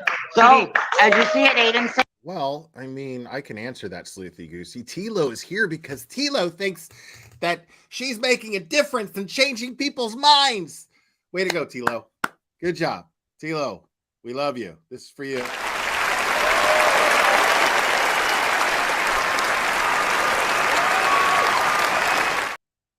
Fighting the good fight. Keep it up. You're welcome here to express your opinions and all that if you want. That's you're fine here. This is a safe place, Tilo. Don't worry. You can bitch in here all you want. save your buddy, your people are here. Thank you guys. I love you people. We love you. We love you. Oh, I still got cash out. Yeah, you guys, send. He's got to get a new computer. He's got to get a new phone. Like, it's not a biggie. No biggie. So- I'm not going to be silenced by you. I'm not going to be silenced by you. Dude, his Cash App is probably blowing up right now. He can get himself a new MacBook. So they can keep trying. It's only going to make me louder and more resolute. That's right, Aiden. Any of these points. Or this one over here. And I hope these reporters here learned something here. Is anybody asking you? What's up? I get paid too, to stream. I get paid too. Just so we're clear. Cockroach right here. Yeah, big one, big giant cockroach. Oh, yeah.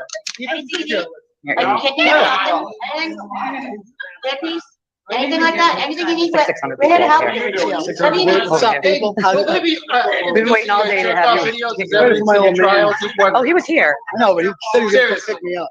Maybe he went We around be back. sending any more. We have one. He can come and take that. Oh, yeah. Yeah, He just walked out ahead of me and he said he was going to get the Car. Oh, come out front. So he was going to go up. Why do you Celery is great.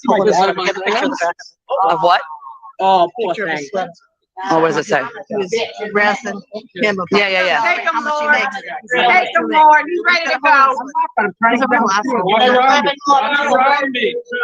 Tom, it's not worth it, Tom. Walk around me. He's not worth it. He's not worth it. Move around him. Go to jail? Aiden's free. He's not worth it. Free camera. He's a sick human being. He has issues. Go this way, Tom. Go this way. He's a sick human being. He has issues. Yeah, that's all they want. Yeah, he's a therapist. Little guy. Maybe he needs a Those are people who just they're pissed off. They can't stand the fact that, I mean, I don't know who that is, but they can't stand the fact that he has all of this support. That's what's driving them crazy. These families of these cops, they can't stand the fact that the whole city is behind Turtle Boy. The whole city is behind Karen Reed. They can't stand it. So what they do is they try to elicit a physical response from someone so they can say, look, these people are violent. That's why they get in your face. They sit there, they get on your face, and you sit there going, yeah. And they're trying to elicit a physical response so that they could play victim and say, look at the people who support Karen Reed. Look at the people who support Turtle Boy. They're absolutely violent.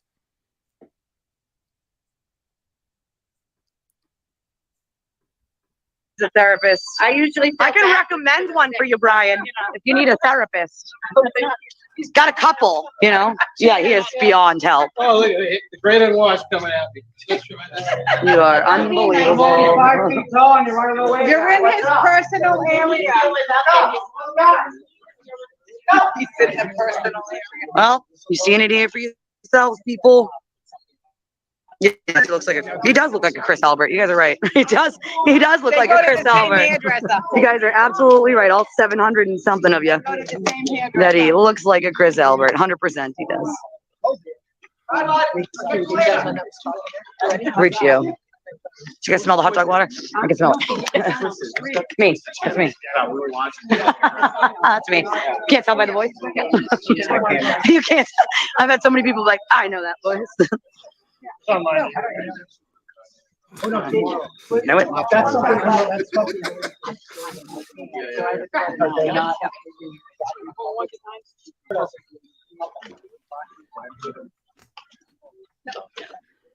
You predicted. Sure did. I said, He sure did. They want to dance. So you just walk in the bus stop and you see you first. Yeah, so like our bus stop is across the street. Kids are 6 and 8, and I didn't see him, so they get on the bus, I hug and kiss him goodbye, and then all of a sudden I'm start crossing the street to go up to my driveway, and this truck starts kind of pulling up towards me aggressively, okay. and then the driver gets out, and it's All right. So according to what he's saying right now, they didn't arrest him in front of his kids. They waited till the kids got on the bus and the bus drove away, and then they arrested him. Tully. And Tully gets out of his car with handcuffs, tells me I'm under arrest, witness intimidation, For nonsense. and a bunch of other stuff. And I'm like, I wasn't even the least bit worried about it. I'm like, okay, let's go. Let's get the mugshot ready. Let's go. Let's get the t-shirts ready. We'll be out. I got that. It doesn't sound like the kids witnessed it. So I mean, it doesn't sound like it. I got that. Who was that clown? DW? What a joke. By the way, I want to point out that Channel 5 employs Greg Henning. What a loser! For Channel 5. And he's further disclosed. He's also Mr. Brian Albert's attorney. And they support animal abuse, They which is another they also thing. still So employ Katie. fire the animal. Wow, dude. Like this. So he's like, this dude who works for Channel 5 is Brian Albert's attorney. So Channel 5, fuck you, because you employ this guy's attorney, and anything you say on your channel is probably bullshit. Animal abusers that report on your traffic. Is facing Shameful. felony charges for murdering dogs. Killing dogs. Nice Breaking guy. animals. What a And guy. Katie It still works there. tried to silence them, and she still works there. And Shameful. by the way, Katie, if you're watching, your husband is sending out some inappropriate videos of you that I have not published. I'm doing you that favor, Katie Thompson, but he's doing it. Ouch. Again, I'm not publishing them because I'm not an X-rated site. But you might want to be very careful what you film with your husband, because if you're sending stuff out to people, you probably should. Just saying. Just saying, Katie. Hey, Question on that? Yeah. No questions on that. No questions. none? No. No. What do we got here? What's up, man? How you doing, brother? Nice to see you. Good to see you. And not in cuffs. Do you want me to go? Do you want us to go find him? I can't see. I'm blind, Aiden. I think so. Take care. Sorry, I didn't mean to step on sign. What?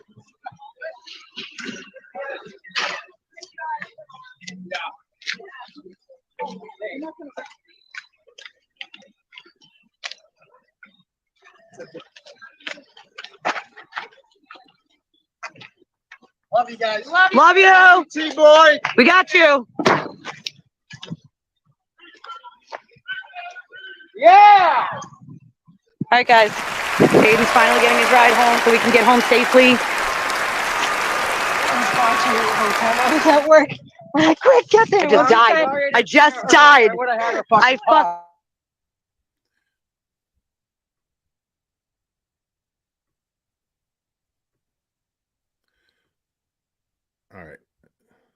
All right. So that's done. Wow. I mean,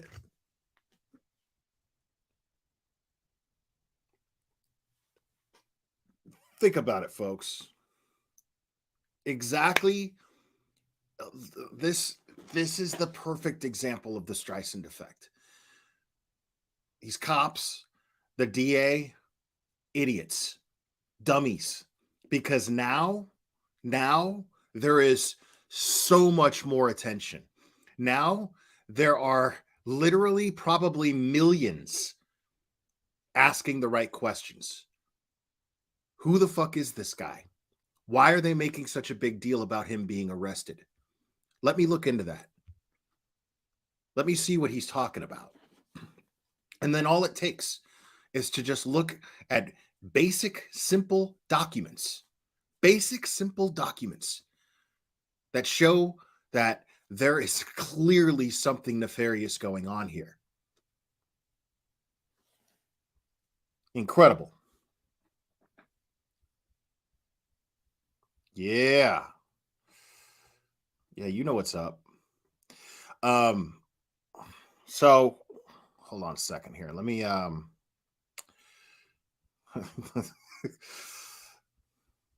we're gonna hang out a little bit, guys. We're gonna kick it a little bit. Let's let's check out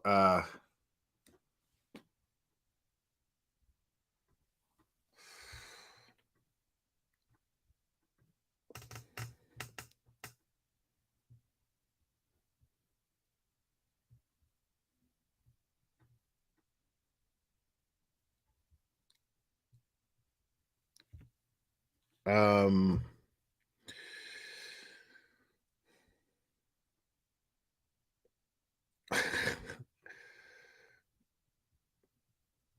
all right.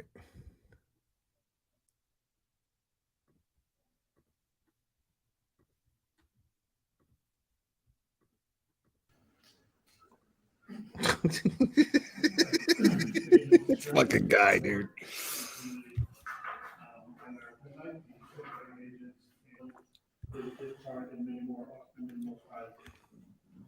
We had volunteers from the National Charity League, the Louisville Chapter of Mother Endurance helped out, as well as doing Thanksgiving meal for veterans in attendance as well. So this is just something. Now, what does that say?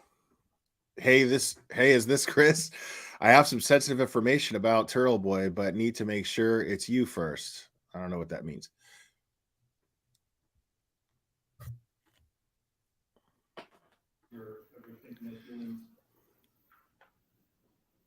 That's all I have.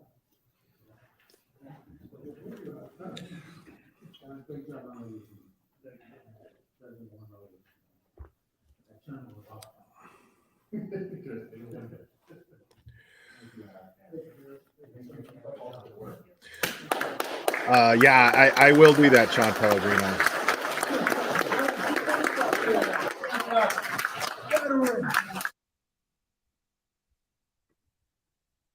Okay, so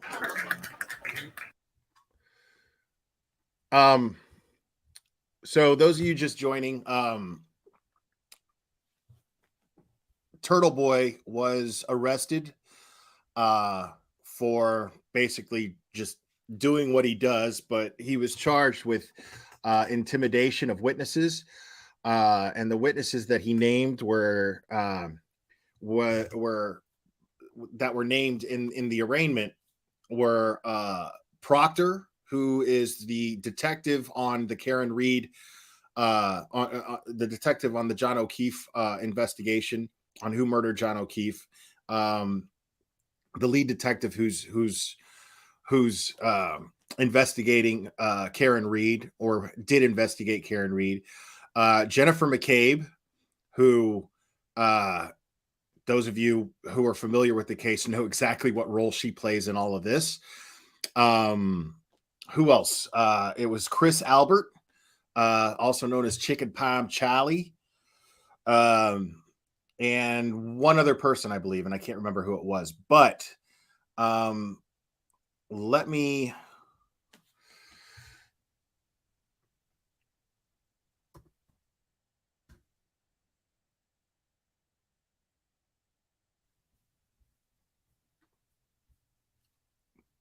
Okay, now these are his charges. These charges are witness, intimidating a witness, juror, police, court official. So there's 8 of those charges, and then there's another one that's blacked out here that I don't know what it is, and then one conspiracy charge, which I think what they're trying to do is say that that there was a conspiracy charge because of a peaceful protest that he led, and all of the people that were there are part of this conspiracy to commit some sort of crime of harassment or whatever. But again, as I said, well, if this protest took place and a crime was being committed by all of these people, then why didn't the police who were there oh yeah, the redacted one is someone else's name. Thank you. So the police that were there, why didn't they charge him and everyone else there with a crime? The cops just sat there and witnessed the crime take place and didn't arrest anybody. They're going to charge him later. That makes a whole lot of sense. And so those of you who don't know, there's the murder of John O'Keefe, and Karen Reed is charged with second-degree murder. But all of the evidence dictates that she is absolutely innocent. All of the evidence that's at least been made public indicates and dictates that she's absolutely innocent.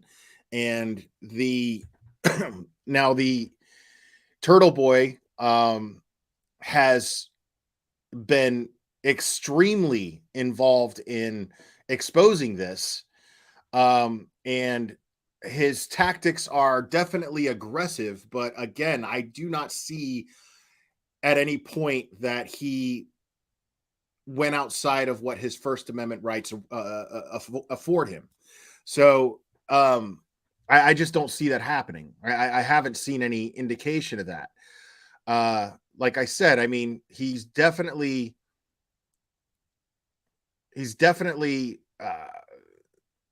aggressive, but I don't think that he's guilty of what they're accusing him of. He's allowed his opinions.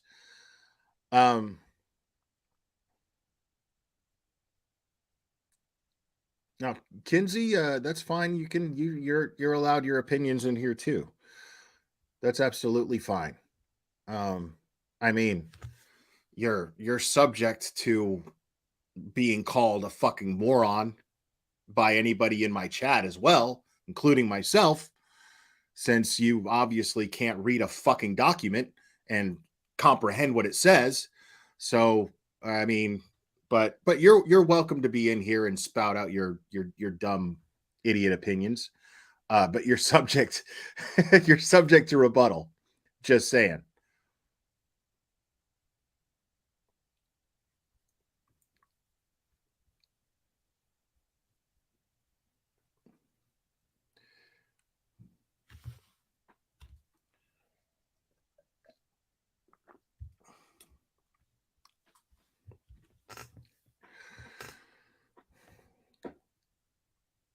Yeah, no, I absolutely have. Let's explore that a little, okay? Let's explore that a little. I love how you guys are like, have you seen him go after these witnesses? Yeah, I have actually. I absolutely have. Let's explore that some, okay?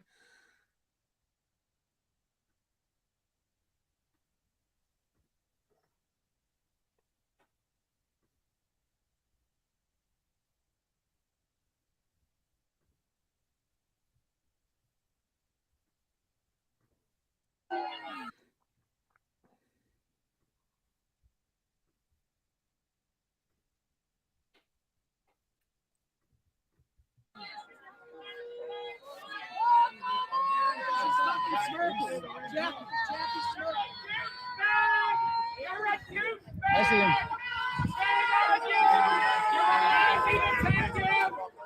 You're a lousy detective. Oh boy. Shameful. It's gonna be good.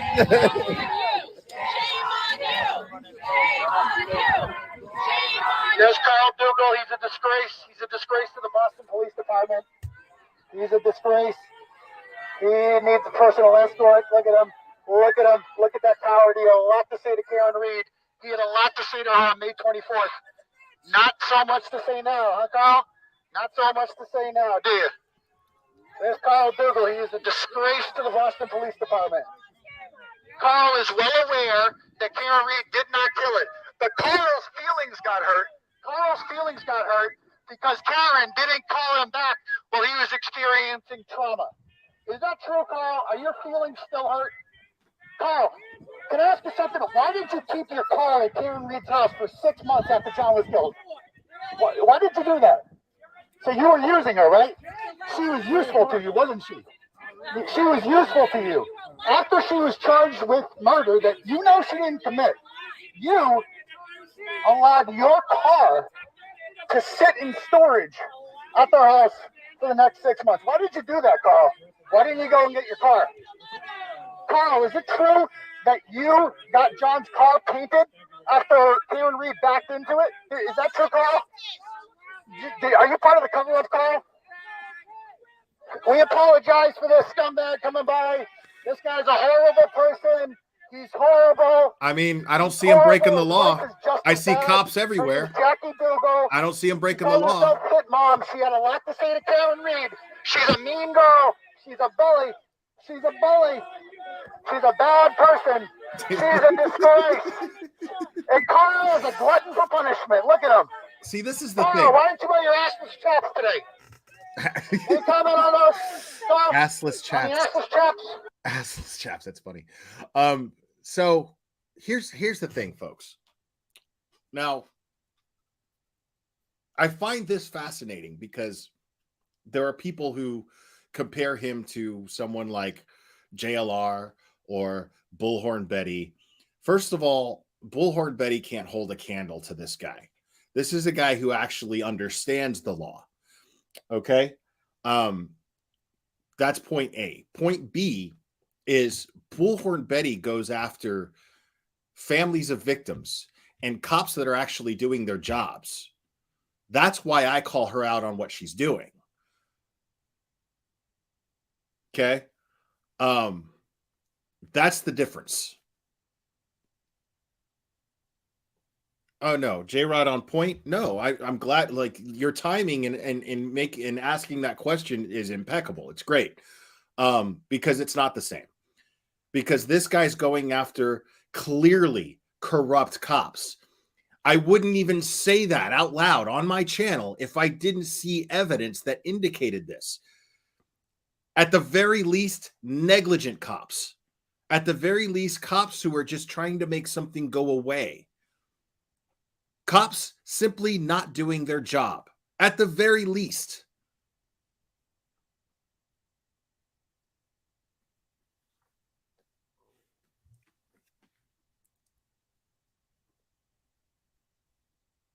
Now, that's much different than going after someone like Chief Hadley of the Chatham County Police Department, who was conducting a very, very important investigation and trying to get justice for an infant baby boy. And all of the people that worked under him who put on hazmat suits and searched under 2 million pounds of garbage in a landfill to find the remains of an infant baby boy. And to trash. Well, no, J-Rod on point. He didn't break the law. That's the whole point. I mean, he's within his First Amendment rights. That's exactly why Bullhorn Betty didn't get arrested. Bullhorn Betty didn't break the law in what she was doing, except what she was doing was she was accusing good cops of doing bad things. Absolutely disrespecting good cops doing a tough job and doing it the best possible way that it could be done. Big, big difference. Big difference.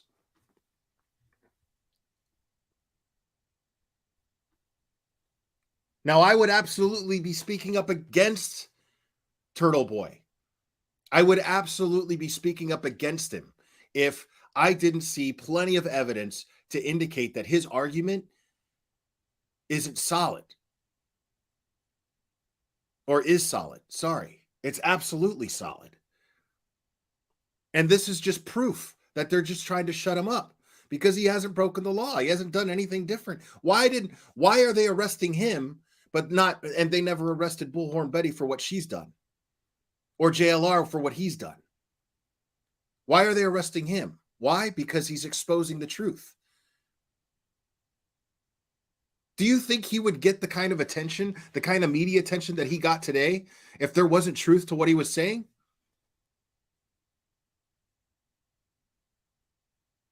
Think about it. Think about it.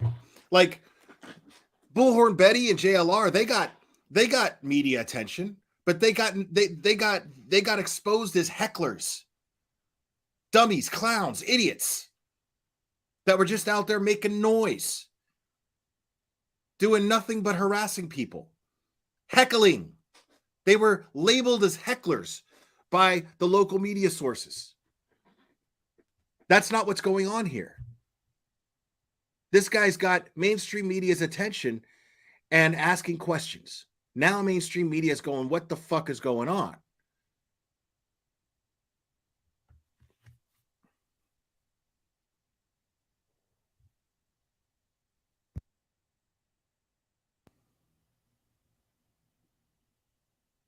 I have been checking him out, PhD Criminology. I have been checking him out. Now, do I agree with some of his with all of his tactics? No, I don't. There are certain things that Aiden has engaged in that I would not do, that I would be like, oh, okay. But he hasn't broken the law. That's the point. The point is that he's been arrested and he hasn't broken the law. Has he done things that I may or may not agree with? Sure. I'll admit to that. Do I think, do I agree with him showing up at a little league game and doing these things in front of kids? No, I don't agree with that. But that's okay. I mean, I don't have to agree with everything that someone does. The point is that the big grand scheme of things here, the larger picture here, is that he is raising the right questions. A. B, he is operating within his First Amendment rights and he's being charged with a crime. That's the bigger picture here. Whether or not I agree with all of his tactics makes no difference. Makes no difference. I don't have to agree with everything that he does. I don't have to agree with everything that he says. But A, there's clearly an injustice taking place when it comes to Karen Reed's case. B, he's being arrested as an act of intimidation to shut him up. It is clear. It is absolutely clear that that is the case.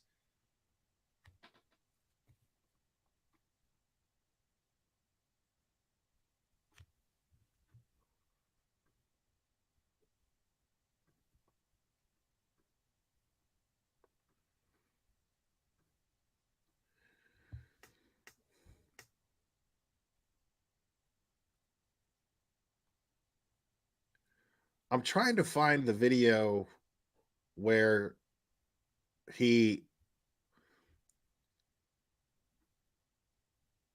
Oh, yeah, there's this guy. So this... They have to be. I don't trust Michael Lank. I don't trust Michael Lank. That's why I want to die in cold. You know what there's no need for? He was alive when they put him out. So there's this guy, right? I did a little bit of research. Said you were a former cop. Are you? Not research. I don't want to use that word, but I went down a little rabbit hole of TurtleBoy's videos. Former cop. How do you feel about what they did to John O'Keefe? You okay with that? Seriously. You know he was alive when they put him out there at 3 a.m, right? How do you feel about that? So this guy's an example of how the whole Blue Brotherhood works in Boston, or at least did at one time. Like, this guy's old school. You could tell he's old school, and he's just basically being intimidating.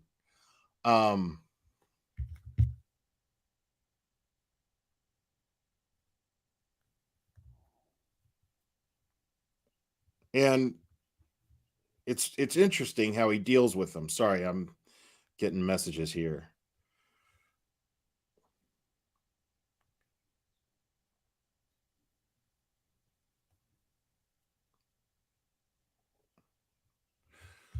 All right. About that. Why don't you identify yourself? One of your fellow brothers in blue, right? You're a retired cop, okay? Because I know he's a retired cop. I saw him speak at the last meeting, so I assume you are too. How do you guys feel about that?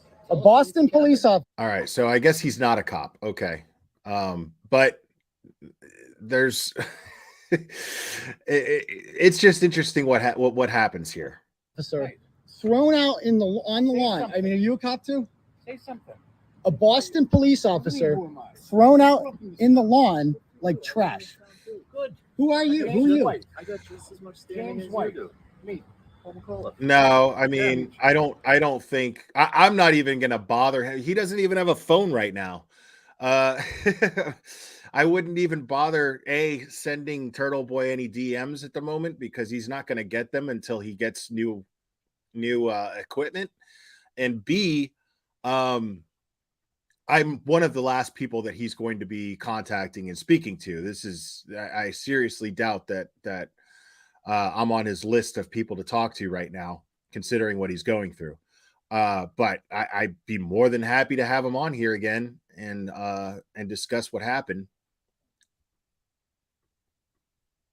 I mean, how do you feel about what they did to John O'Keefe? I know, but No, you know what there's no need for? You know what there's no need for? Throwing John O'Keefe on the lawn like trash. If you're gonna There's no need for that. If you're There's gonna no need for that. great. That's fine.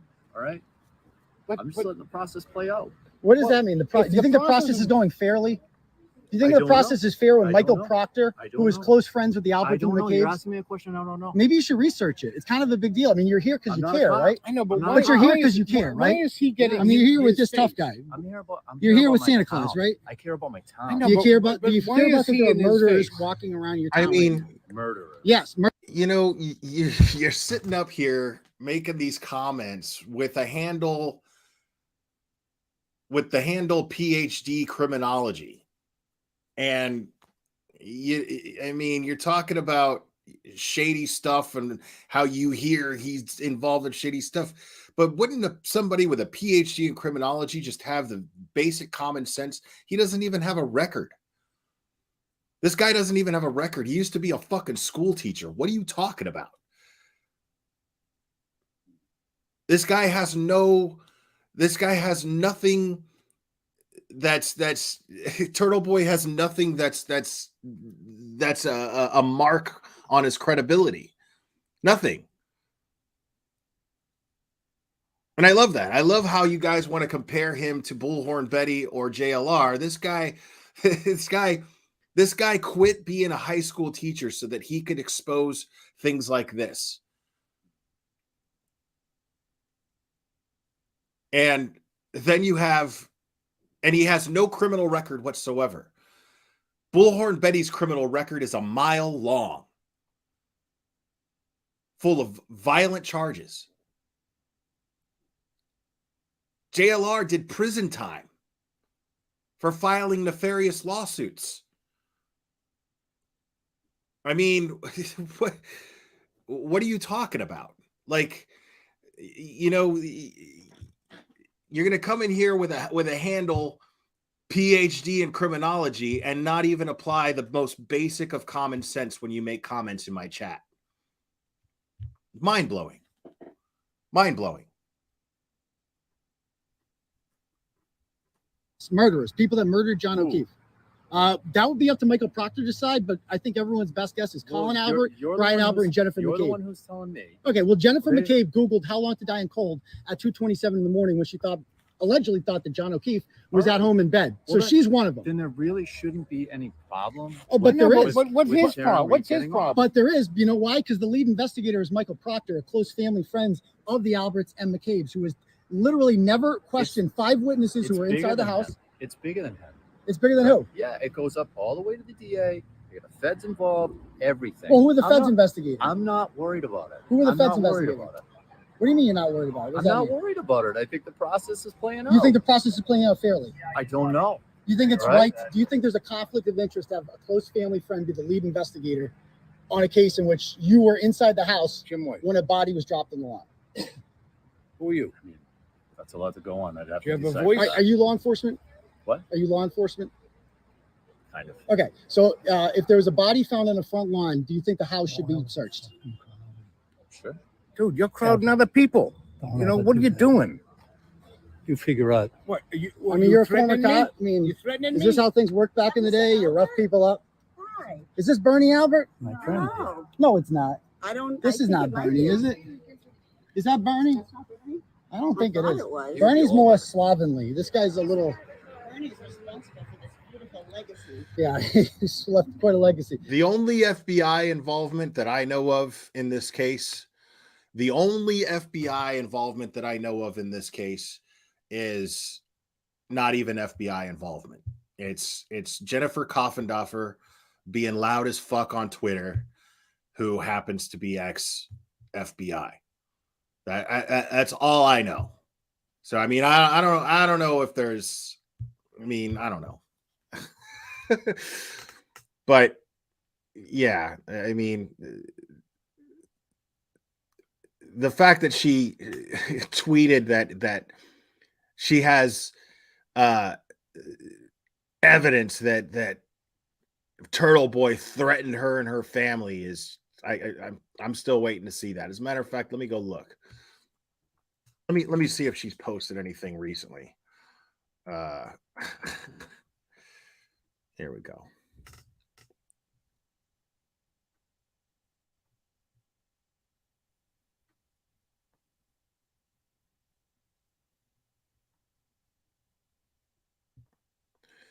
Okay, so 4 hours ago, it sometimes takes a while for just to come, blah, blah, blah, reveal the private. Okay, yeah, that's just what she posted 4 hours ago. That's all I got.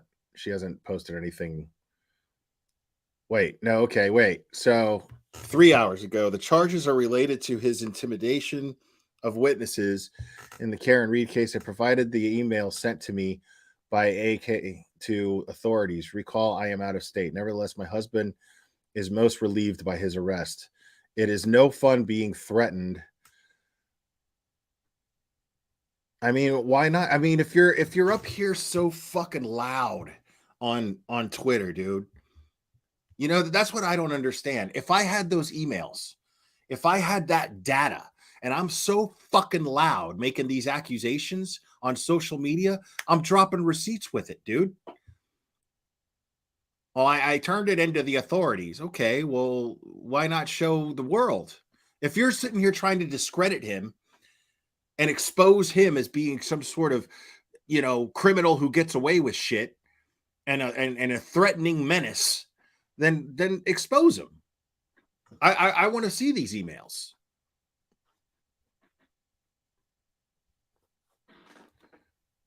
It is no fun being threatened, stalked, and maligned because of an opinion on a case or for any reason on that matter.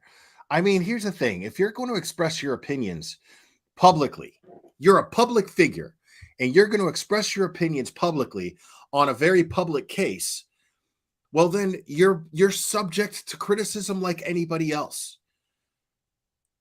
Simple. I say this all the time on a much lower level. But God, I mean, that's some bullhorn Betty bullshit right there. That's some bullhorn Betty Bertha bullshit. It's no fun being threatened. Rah, rah, rah. Okay, show me the evidence that he threatened you. A. B, I mean, just because you have a different opinion, he's allowed to express his opinion on your opinions. That's what anyone here on YouTube does. I do it all the time.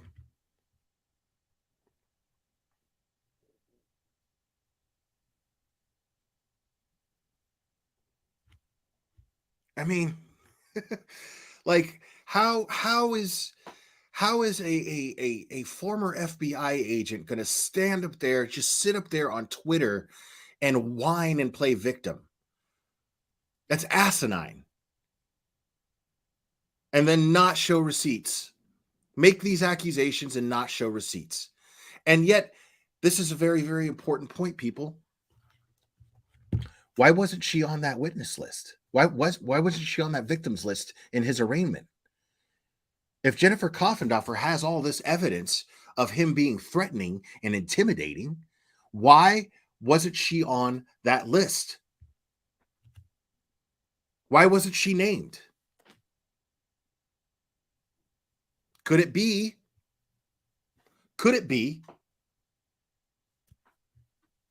that she's exactly what Turtle Boy accused her of being? a clout chaser? And she's just up there using this as a way to get attention? To blow up her social media? Could it be? Because I mean, it sure as hell fits. I'm not saying that's the case. I'm saying if I'm judging the conflict between Turtle Boy and Jennifer Coffindoffer, I mean, you know, Turtle Boy is, you know what I mean? Like she's not making a very good case for herself. Because this all falls into everything that he's been saying. I mean, you're former FBI. You know how things work. You know how evidence works. But here you are on Twitter playing victim, and the type of people that you're attracting are people who don't demand evidence for accusations that you're making. You know the kind of people who demand evidence? Logical people. Logical people. Any person with any common sense or sense of logic is going to look at those tweets and go, okay, well, where's those emails? Show the emails.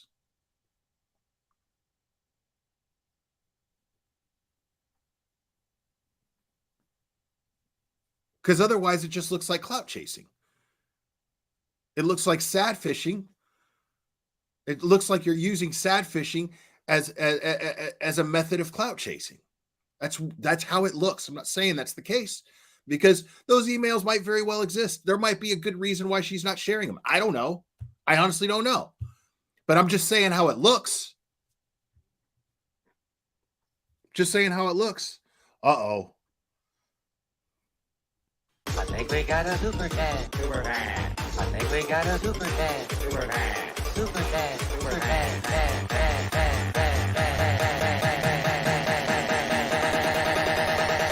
I think we got a super chat. I think we got a super chat. Thank you, FJ Monroe. I appreciate it.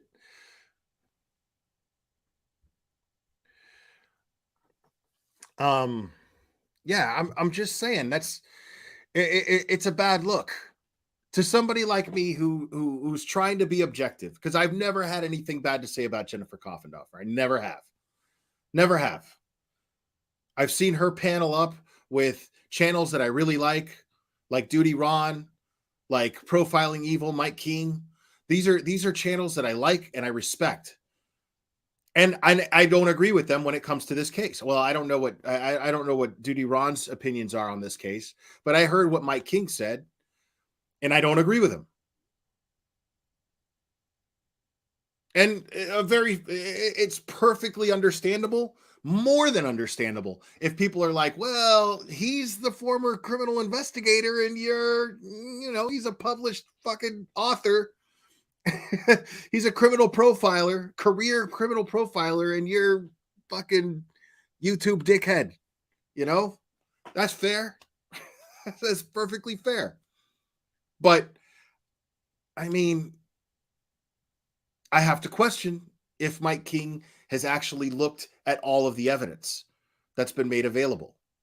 I have to question if he is simply distracted by Turtle Boy's antics rather than the information that he's distracted by Turtle Boy's antics that are not letting him pay close attention to the evidence that Turtle Boy has presented. I have to wonder.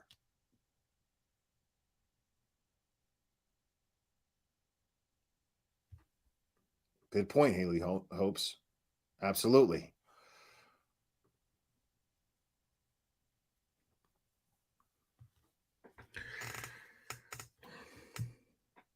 I mean, it just bugs me, man. I don't want to say anything negative about Mike King. I think he's a really nice guy. I think he's great. But, man, it was just so frustrating to hear him, justify that lame fucking excuse in regards to the cell phone search from Jennifer McCabe. God, that was so fucking annoying. I can't deny that. That was so frustrating. When a YouTuber and a person that I respect, because I still my opinion of Mike King is not different. I just want to be very clear about that. But I had to wonder, like, what? I was just like, what?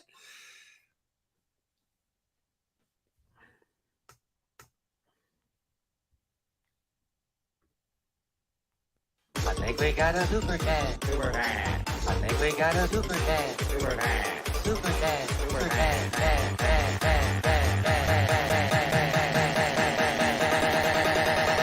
I think we got a super chat. I think we. Mountain Mama, thank you so much. Yes, the police did confiscate Turtle Boy's computers and phone, and he was arrested and arraigned.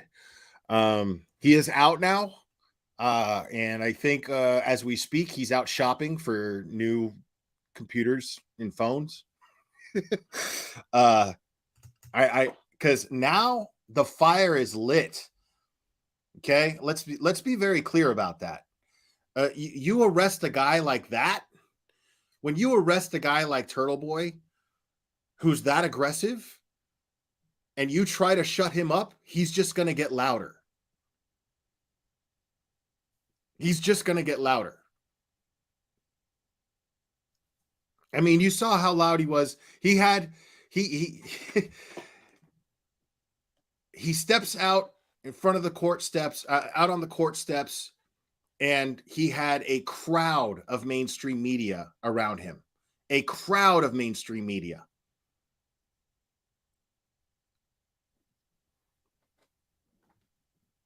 Which, I mean,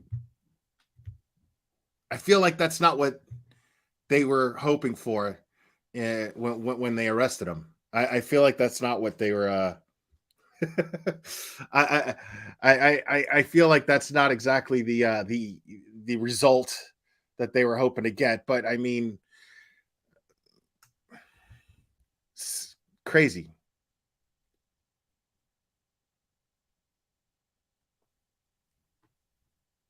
I mean, I keep seeing these comments. I mean, who is he hurt? He's hurt so many people. Like who? People who are that evidence dictates that they covered up a murder? Do I feel bad for people who I have reason to believe covered up a murder? Fuck no. Do I feel bad for people who are in a position of power and there's evidence to indicate that they're abusing their power? Do I feel bad for them? Fuck no. Dude, I explained this before, man. There's this thing called a thin blue line, okay? And my opinion of what that means, okay? My opinion of how I take that thin blue line is there's a thin blue line that separates cops. You have the good cops who feel a responsibility with their position of power and live up to it honorably. And just across that very thin line are those who abuse it. Those who take it for granted and those who abuse it. And I believe Turtle Boy is just calling out the ones who are on that other side of that very thin blue line. That's what I believe. That's my personal opinion.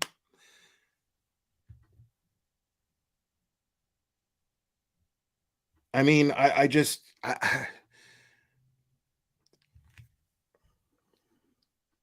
like if I didn't sit there, because trust me, people, I did it on a live stream. I looked into this case. I looked at I looked at the witness statements.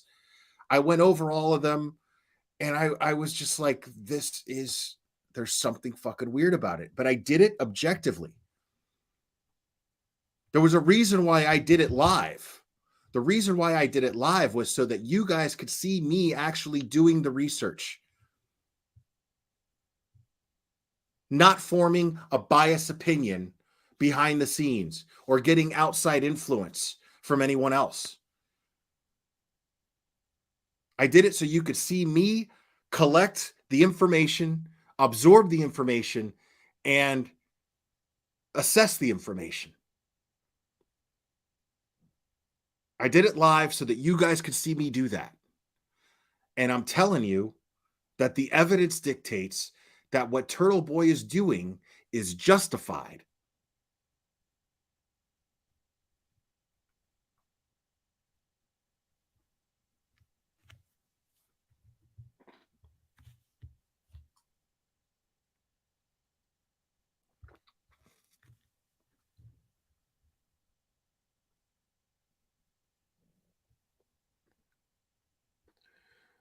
Now you got this guy here, Rizzo's wife. Thank you. Member for 2 months. Appreciate that. Thank you so much. But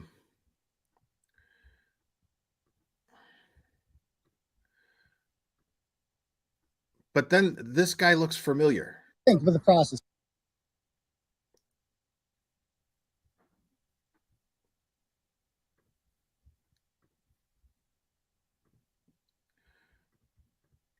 Sir, what do you think about the process that's going on there?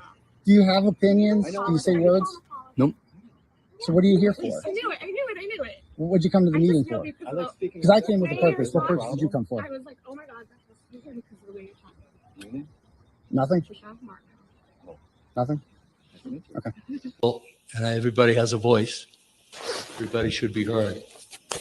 Also, I can't even talk. Off. Whoa, we're getting a little off track. But what I'm not all about is bullying. Sure. Dude, you're crowding other people. You know, what are you doing?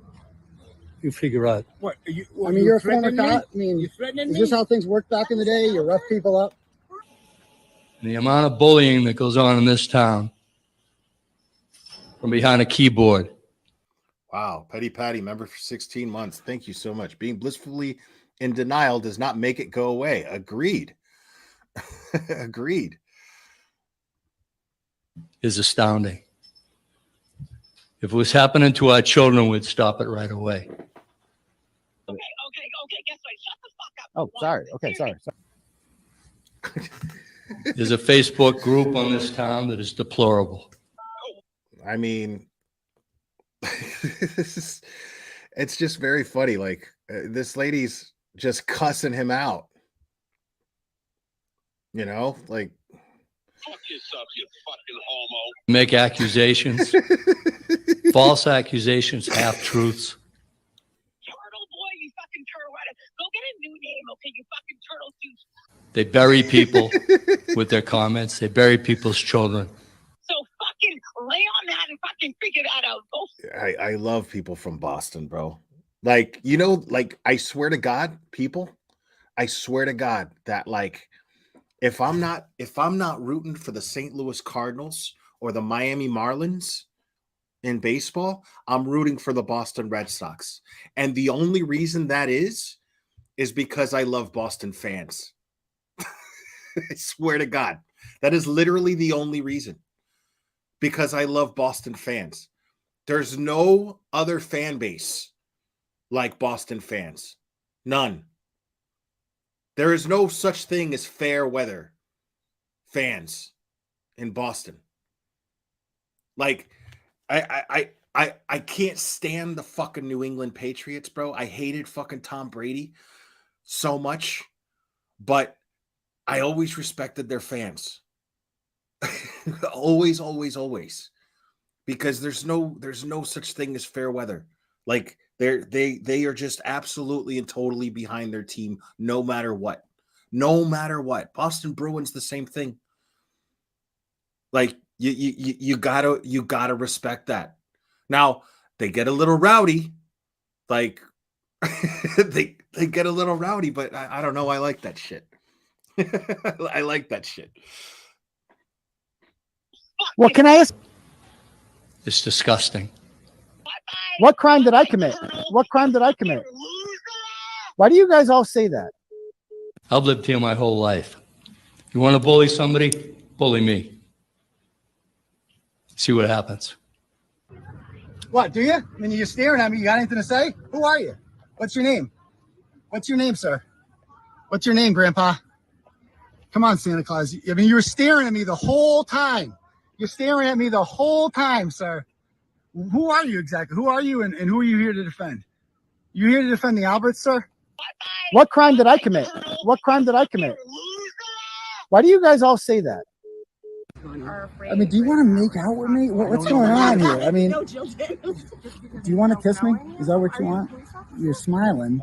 You seem really excited getting close. I'm smiling. I mean, you don't smell bad, to be perfectly honest. So fucking lay on that and fucking figure that out. Go fuck. Well, can I ask you, but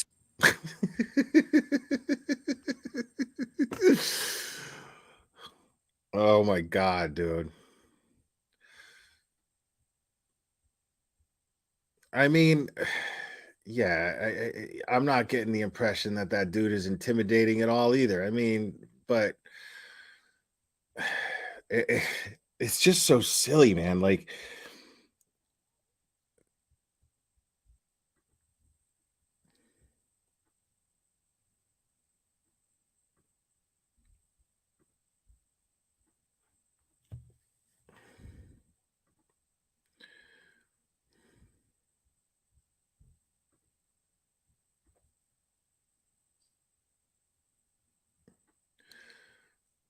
now, this happened yesterday, and I was watching this live. I was in his chat. Oh, wait. No, wait. This is what I was going to go over. This is the Chris Albert. This is okay. So, what's really funny now, when Turtle Boy was just on the steps discussing, when Turtle Boy was just on those steps discussing Chris Albert making his complaint, I'm going to play what he was referring to. I was having a hard time finding it before, but I'm going to play what he was referring to. But now he's being charged for it, which is very, very strange because the outcome of what I'm about to play is very different than what happened today, which I find pretty fascinating.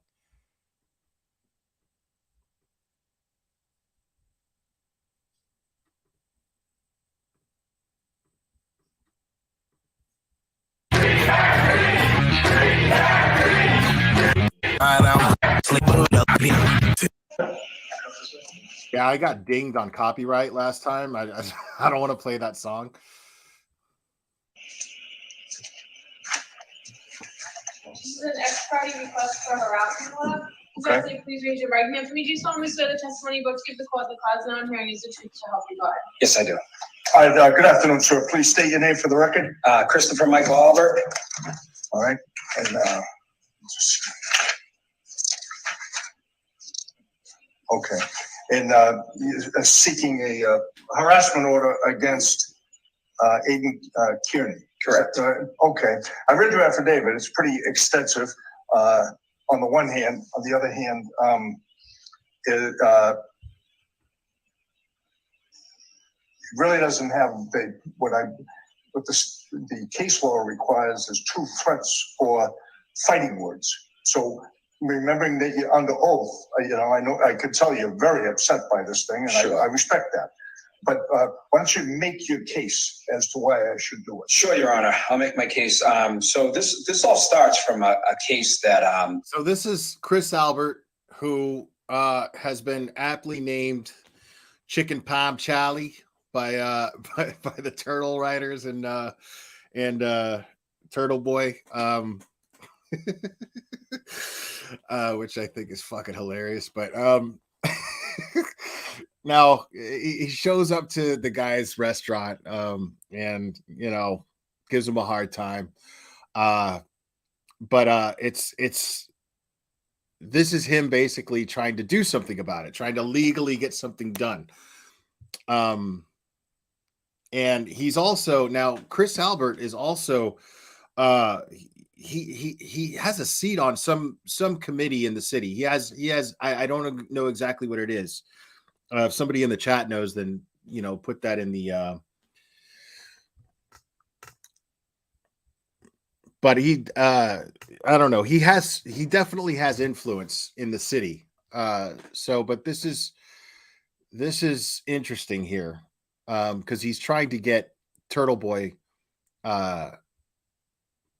charged with something here, or he's trying to get a protective order against Turtle Boy here, but fails. I'm a potential witness in, but not really. I have very limited role in it.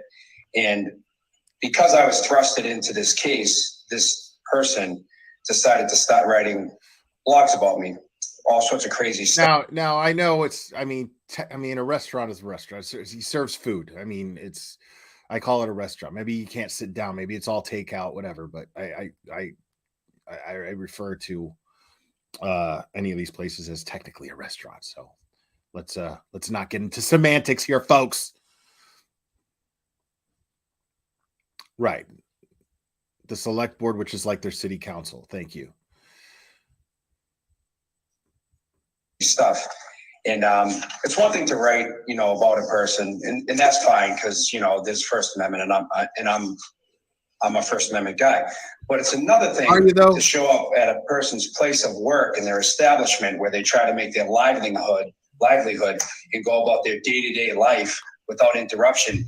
And then this person comes and harasses them in front of their place of business, harasses their customer, makes outlandish remarks about their pizza shop, telling people that I murder people inside my pizza shop, telling one of my 70-year-old customers walking out, you just bought food from a murderer, shame on you. I have videos to back that up.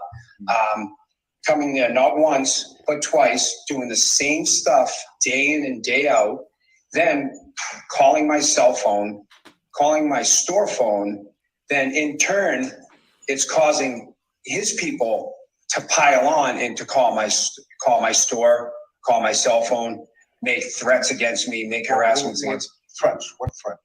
Well, people will call up and they'll say stuff like, you're going to hell, you're going to jail, stuff like that.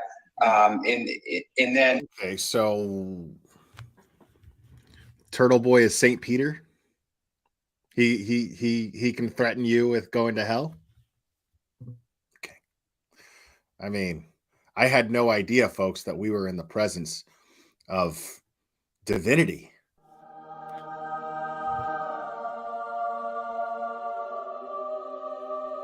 Amazing.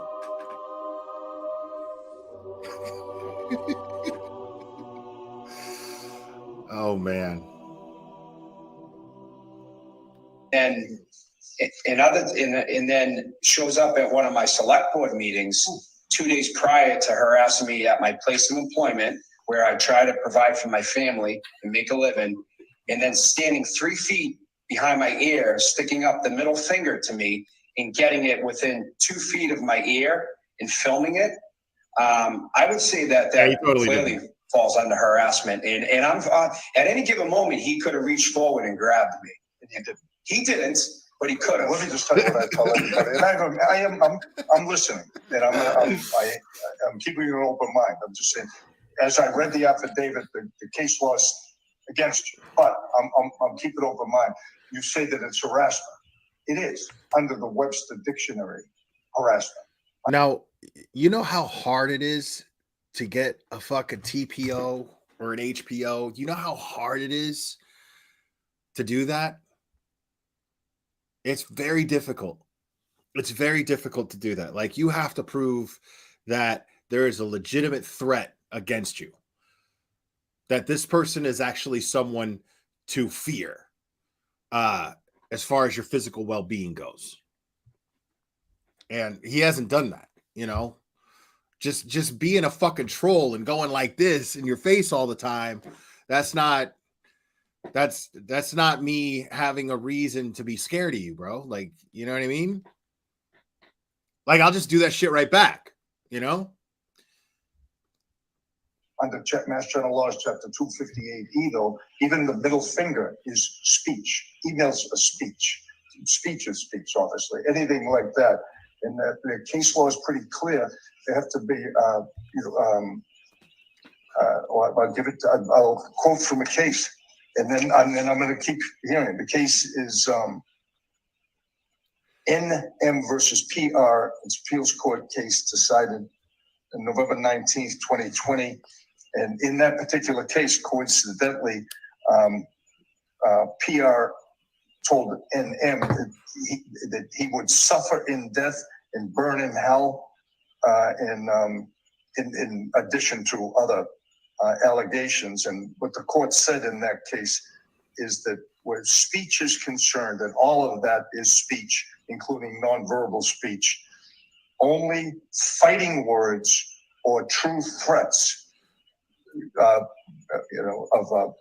may qualify as acts of harassment. So I'm giving you this, that's the framework for harassment under 258E. That is not what harassment is under Webster Dictionary. Sure. So keep going. Okay, sure. So, well, he continuously harassed me during my meeting. I'm and still was waiting close on the to me, threat. and I felt though he was a little bit infringing on my private area. Is this at the select board? Yes. Okay. And then he proceeded to follow me out to my car with the mob that he had with them. How many people? About 20 people. And then he surrounded my car and wouldn't let me leave. And he specifically was making it, riling these people up, and they were standing in front of my car, so I could not drive out. And then he was filming me from outside my. See, now what this sounds like is Chicken Palm Charlie here is realizing that this isn't going well, right? So now he's just embellishing shit, is what it sounds like. Now he's just like, oh, I haven't convinced you yet, so this crocksucker right here, he wouldn't let me leave in my car. I couldn't get in my car, so I mean, he wouldn't let me leave my door, and I feel that he was the reason that I couldn't leave, and they detained me for what felt like forever, but probably around 7 or 8 minutes. Did you call 911? The police were there. They detained him. Eventually, they moved everybody out of the way. But at that moment, I didn't know if they were going to start punching my car. Oh no! In the world today, you don't know anybody's. Yeah. No, I get it. No, I understand. The affidavit's very well done too. It took me a long time to read it. I read it. I obviously looked at the applicable law. It's endearment, Voodoo. And I love you. I feel for it. I love yeah. I mean, I can tell you. Legitimately at your wit's end. Yeah. I mean, I don't know what more there is. What more? Any remedy besides getting this person to stay away from my work, to stay away from my family, to stay away from me. There is another avenue. It's Superior Court in equity. Yeah. But I mean, I just have to start somewhere. So this is. I know. So I don't. Yeah. I know.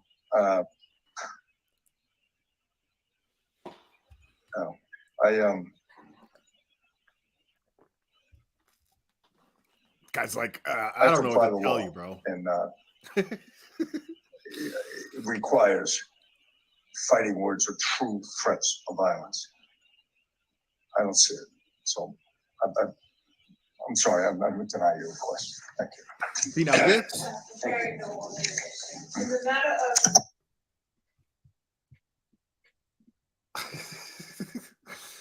Now, people understand that right there is going to be used in evidence. Take that shit outside. Because don't disrespect the pizza parlor.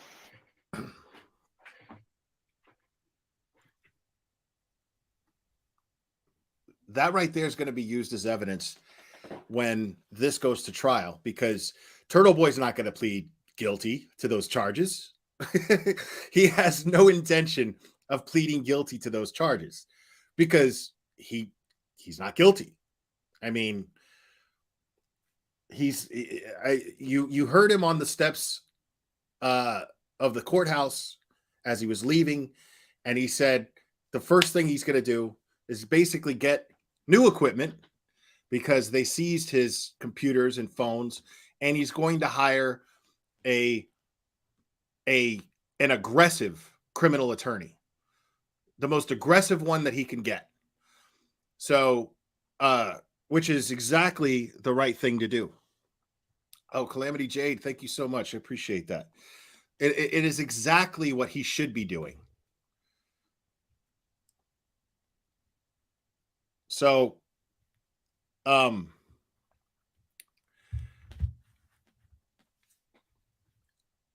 mean, that's the route I would go. That's absolutely the route I would go. That's the route that I would expect him to go. That's the route that every single turtle writer would expect him to go.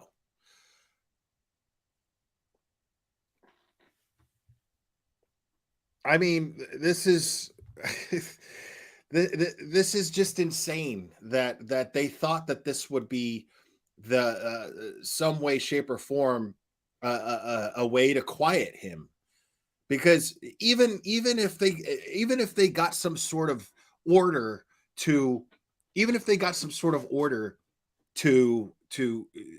they passed some sort of order that he can't even talk about this case. If there was a gag order where he's not allowed to talk about this case at all, even if that were the case, okay? Like, there's going to be a shit ton. It's going to create a tree full of branches of people on social media discussing not only the Karen Reed case, bringing more attention to that, but TurtleBoy's case as well. And now TurtleBoy being arrested, make no mistake, people, is just another aspect of how insane this case is. It's just another aspect. All it does is strengthen TurtleBoy's efforts. It's all it does. I don't know why they thought. I mean, again, this is a straight example of the Streisand effect. How could they not see this coming? How could they be so foolish to think that this wasn't going to go the opposite of what they were trying to do? Guys, I'm going to tell you right now, it's the same thing with Trump. Again, I'm not a Trump supporter. If you are a Trump supporter, cool. I'm not a Biden supporter either. Okay? But I'm not a Trump supporter. And for those of you that are, that's fine. No problem. This is what I love about America is it's a free country. You know, you're allowed to think however you want. You're allowed to have your own opinions. But it cannot be denied that by indicting Trump 4 times, and always just before an election, that all that's going to do is strengthen his support. That's all it's going to do. You're martyring the guy. You know what I mean? Like, it's the stupidest thing. The liberals, it was the stupidest fucking thing in the world to try to indict this guy. Because now he's got double the support. I'm telling you right now, Trump is going to win in 2024. I am predicting it. Trump will absolutely win in 2024, and it will be the Democrats' fault. It will be absolutely their fault.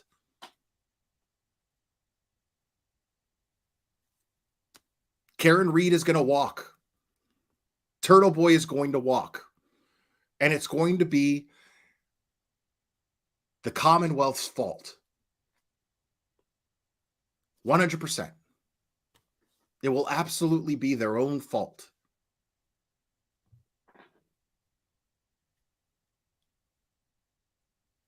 No, and that's cool. I mean, if you love Trump, you love Trump. That's cool. No, I'm not trying to sway anybody on their political beliefs and who they support and who they don't support. But I'm telling you, and that's the thing. See, even liberals are seeing this now. And I'm telling you right now, even a liberals with common sense are seeing things as they are. Anonymous, thank you for becoming a member. Appreciate it. they're seeing things as they are.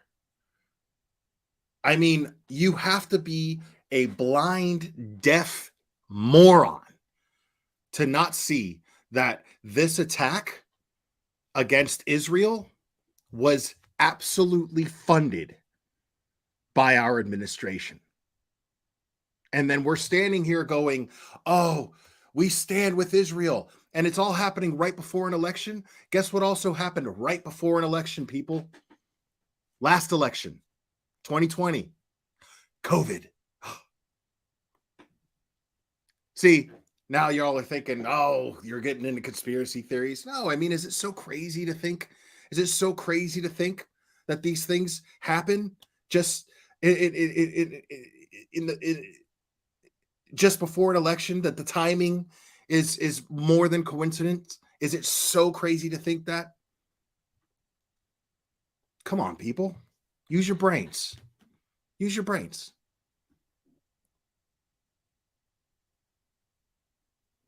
That it's just a coincidence that the very people, the very body of terrorists that attacked Israel with rockets, with weapons way beyond their budget, just got $6 billion from our administration. Just got it. $6 billion. And then Israel gets attacked. And then our administration is going to go, stand with Israel. Come on, people, wake up. Wake up. No, it's not a political channel. It's not a political channel at all. Not at all. Quite the opposite, actually. I'm just using these things as an example. Like shouting and saying things like, oh, that's conspiracy theory bullshit. Doing that is absolutely gaslighting. It's gaslighting you. There's nothing wrong. There's absolutely nothing wrong with asking questions, is my point. And that is all Turtle Boy is doing, is asking questions. And then because he's asking the right questions, he is absolutely being persecuted. He is absolutely, the justice system is being used, weaponizing. People are weaponizing the justice system against him to try to keep him quiet. That is exactly what is happening here. Look at all the viewers I just lost when I fucking brought up the Israel thing. That's okay, because I don't give a fuck.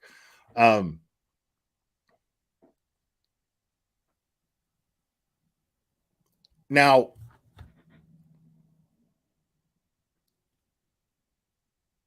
we need to ask the right questions. It's important that we ask the right questions. And what Turtle Boy has been doing is asking the right questions. And it made people mad. And this is absolutely a result. The justice system has been weaponized against him to try to keep him quiet. And yet, the Streisand effect has taken place because now he's louder than ever. He just stood on those steps. He just stood on those steps in front of a shit ton of news cameras, which is all he's been trying to do this entire time. That's all he's been trying to do this entire time. And I'm not even necessarily having his back as I am having the back of the truth. I want to be very clear about that. I don't know Turtle Boy. I'm still fresh. I'm still looking at this case with fresh eyes. I haven't completely formed a full opinion overall on everything just yet. I mean, my opinion so far is that Turtle Boy is definitely onto something. Absolutely. But I don't know him. I've had one conversation with him, a great conversation. Don't get me wrong. But I've had one conversation with this guy. The rest was just the information that was given to me on this case. The court documents, the names of the people involved, the witness statements, That is what I based my opinion on. I am on the side of the truth. Period.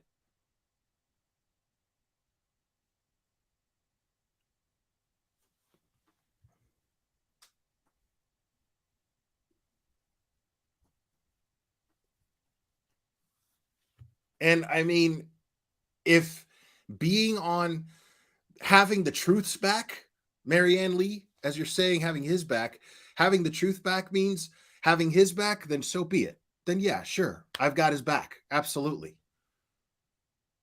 But I definitely have his back as far as these charges go so far, because we don't know what other evidence is going to come out. Maybe he did actually threaten someone. I don't know. But I know that he's trying to expose, a cover-up. And there's a hell of a lot of evidence to indicate that he's right to be asking those questions. He's right to be exploring that. Plenty of evidence. Plenty of evidence. Dude, I went into this looking at this going, man, because I don't want to accuse cops of being dirty. I don't want to accuse cops of abusing their power. I don't like doing that. It contradicts so much of the efforts that I've already made on this channel. But at the end of the day, what I care about is the truth. That's all I give a shit about, is the truth. And sometimes cops are dirty, man. Sometimes that's just the case.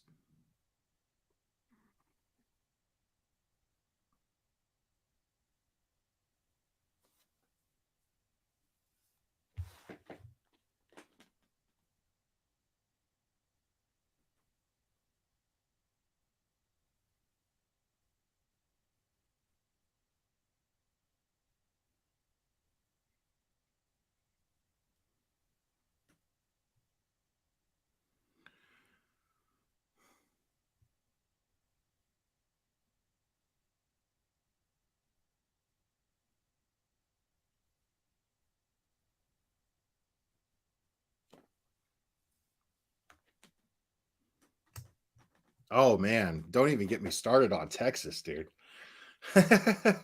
Don't even get me started on Texas. I happen to know for a fact that there's a lot of injustice that goes on in the family court system in Texas. I know that for a fact. I went over that stuff, and I'm going to go over it again. There is somebody right now in jail who should not be in jail. Now, he did commit a crime. Don't get me wrong. He did commit a crime, but the way that he was dealt with was absolutely a violation of his rights. And even though he's not the most likable guy, I stand with the truth. And when this guy gets out of jail, I'm going to have him up here and I'm going to give him a voice all over again. And it's going to piss off a lot of people in this community.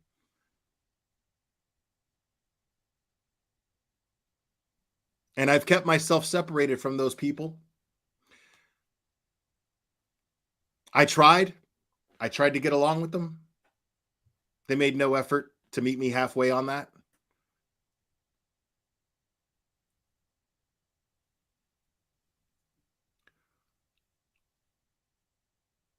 Yeah, so who you guys, there was a couple of years ago, there was a case about a young girl, and a video went viral where she was accusing her mother's boyfriend of trafficking her and molesting her, and her mother being at the very least complicit about it, and possibly even involved in it. And there's a lot of evidence to indicate that this was a valid accusation. And there's a long story that goes with it, and it caused a lot of trouble, and it caused a lot of back and forth between people in this community. People were getting doxxed People were getting harassed simply for having a certain opinion.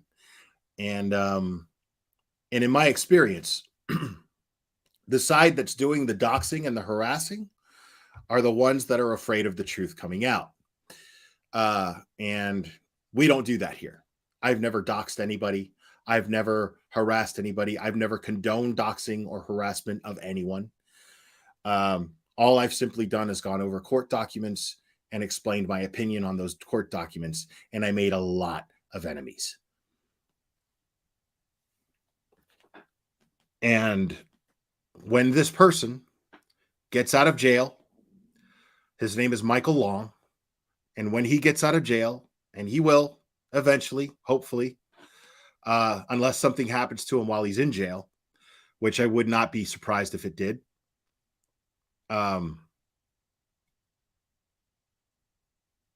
I will absolutely continue to give him a voice, and I will support him in his efforts to get justice.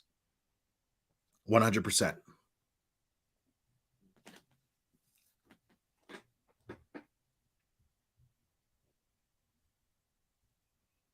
And hopefully, we can get the right attention on that case as well. The problem with it is there's a minor involved who is absolutely a victim. And it's a very touchy thing because, you know, the court system did not work in their favor and did not back up this little girl. Did not respect her wishes, did not respect what she wanted. And so it's a touchy thing because, you know, I don't want to continue to use this child's name, but it's already out there. I do still have those videos up. I took down her pictures from the thumbnails. Somebody recently called me out on that. And that was justified. I saw a comment where, and I think it was one of your videos, Chronicles of the Oblivious, because I spoke up against people posting the missing 9-year-old girl, Charlotte, who was found and is now a victim. And I spoke up against people continuing to share her picture.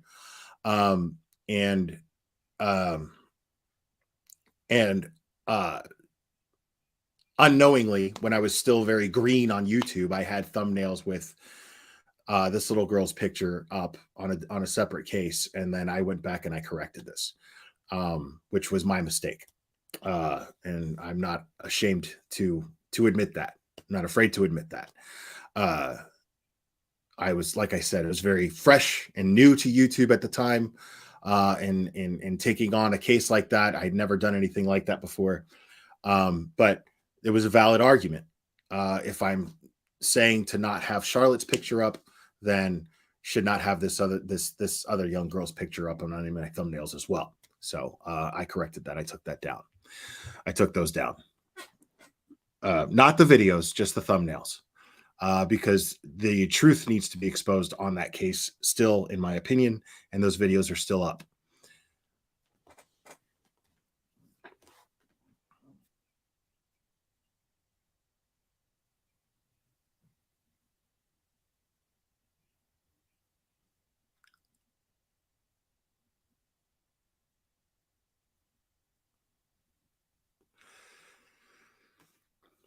Well, it's not so much the rules have changed. I've just become more privy to them as I became a more experienced YouTuber. That's all. I'm absolutely accountable for that. I should have handled that case with a little bit more kid gloves, but like I said, I was fresh and I was on fire and a little bit more reckless, but I still stand by all my opinions on that case. Oh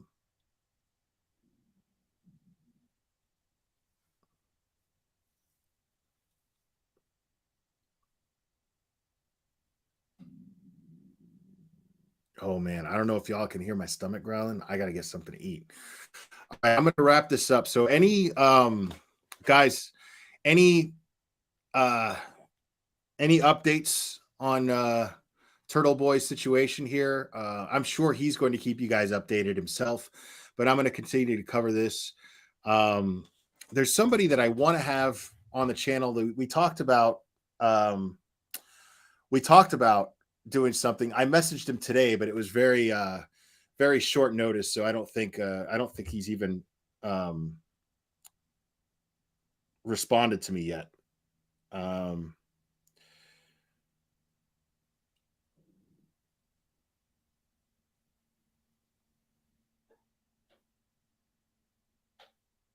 Okay.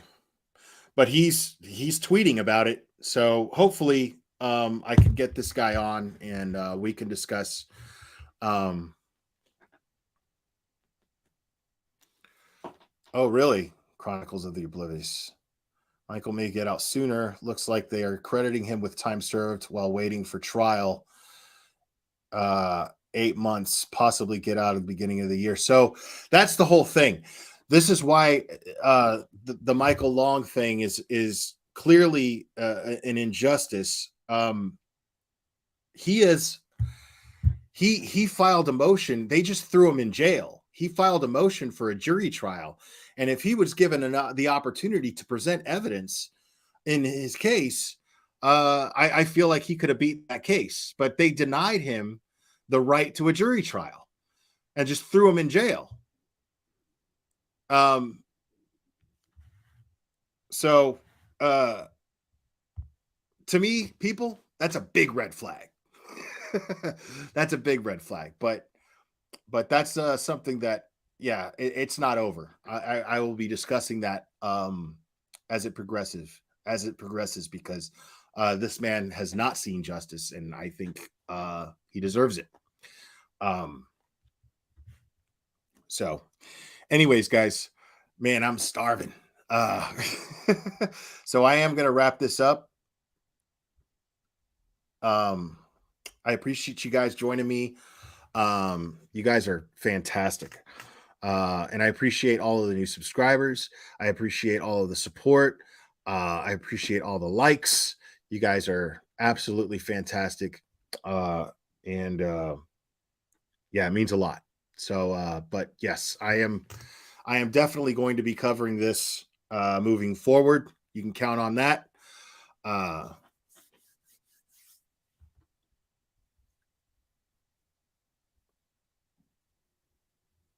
So yeah, anyways, I love you guys very much, and we will do this again very soon, my friends.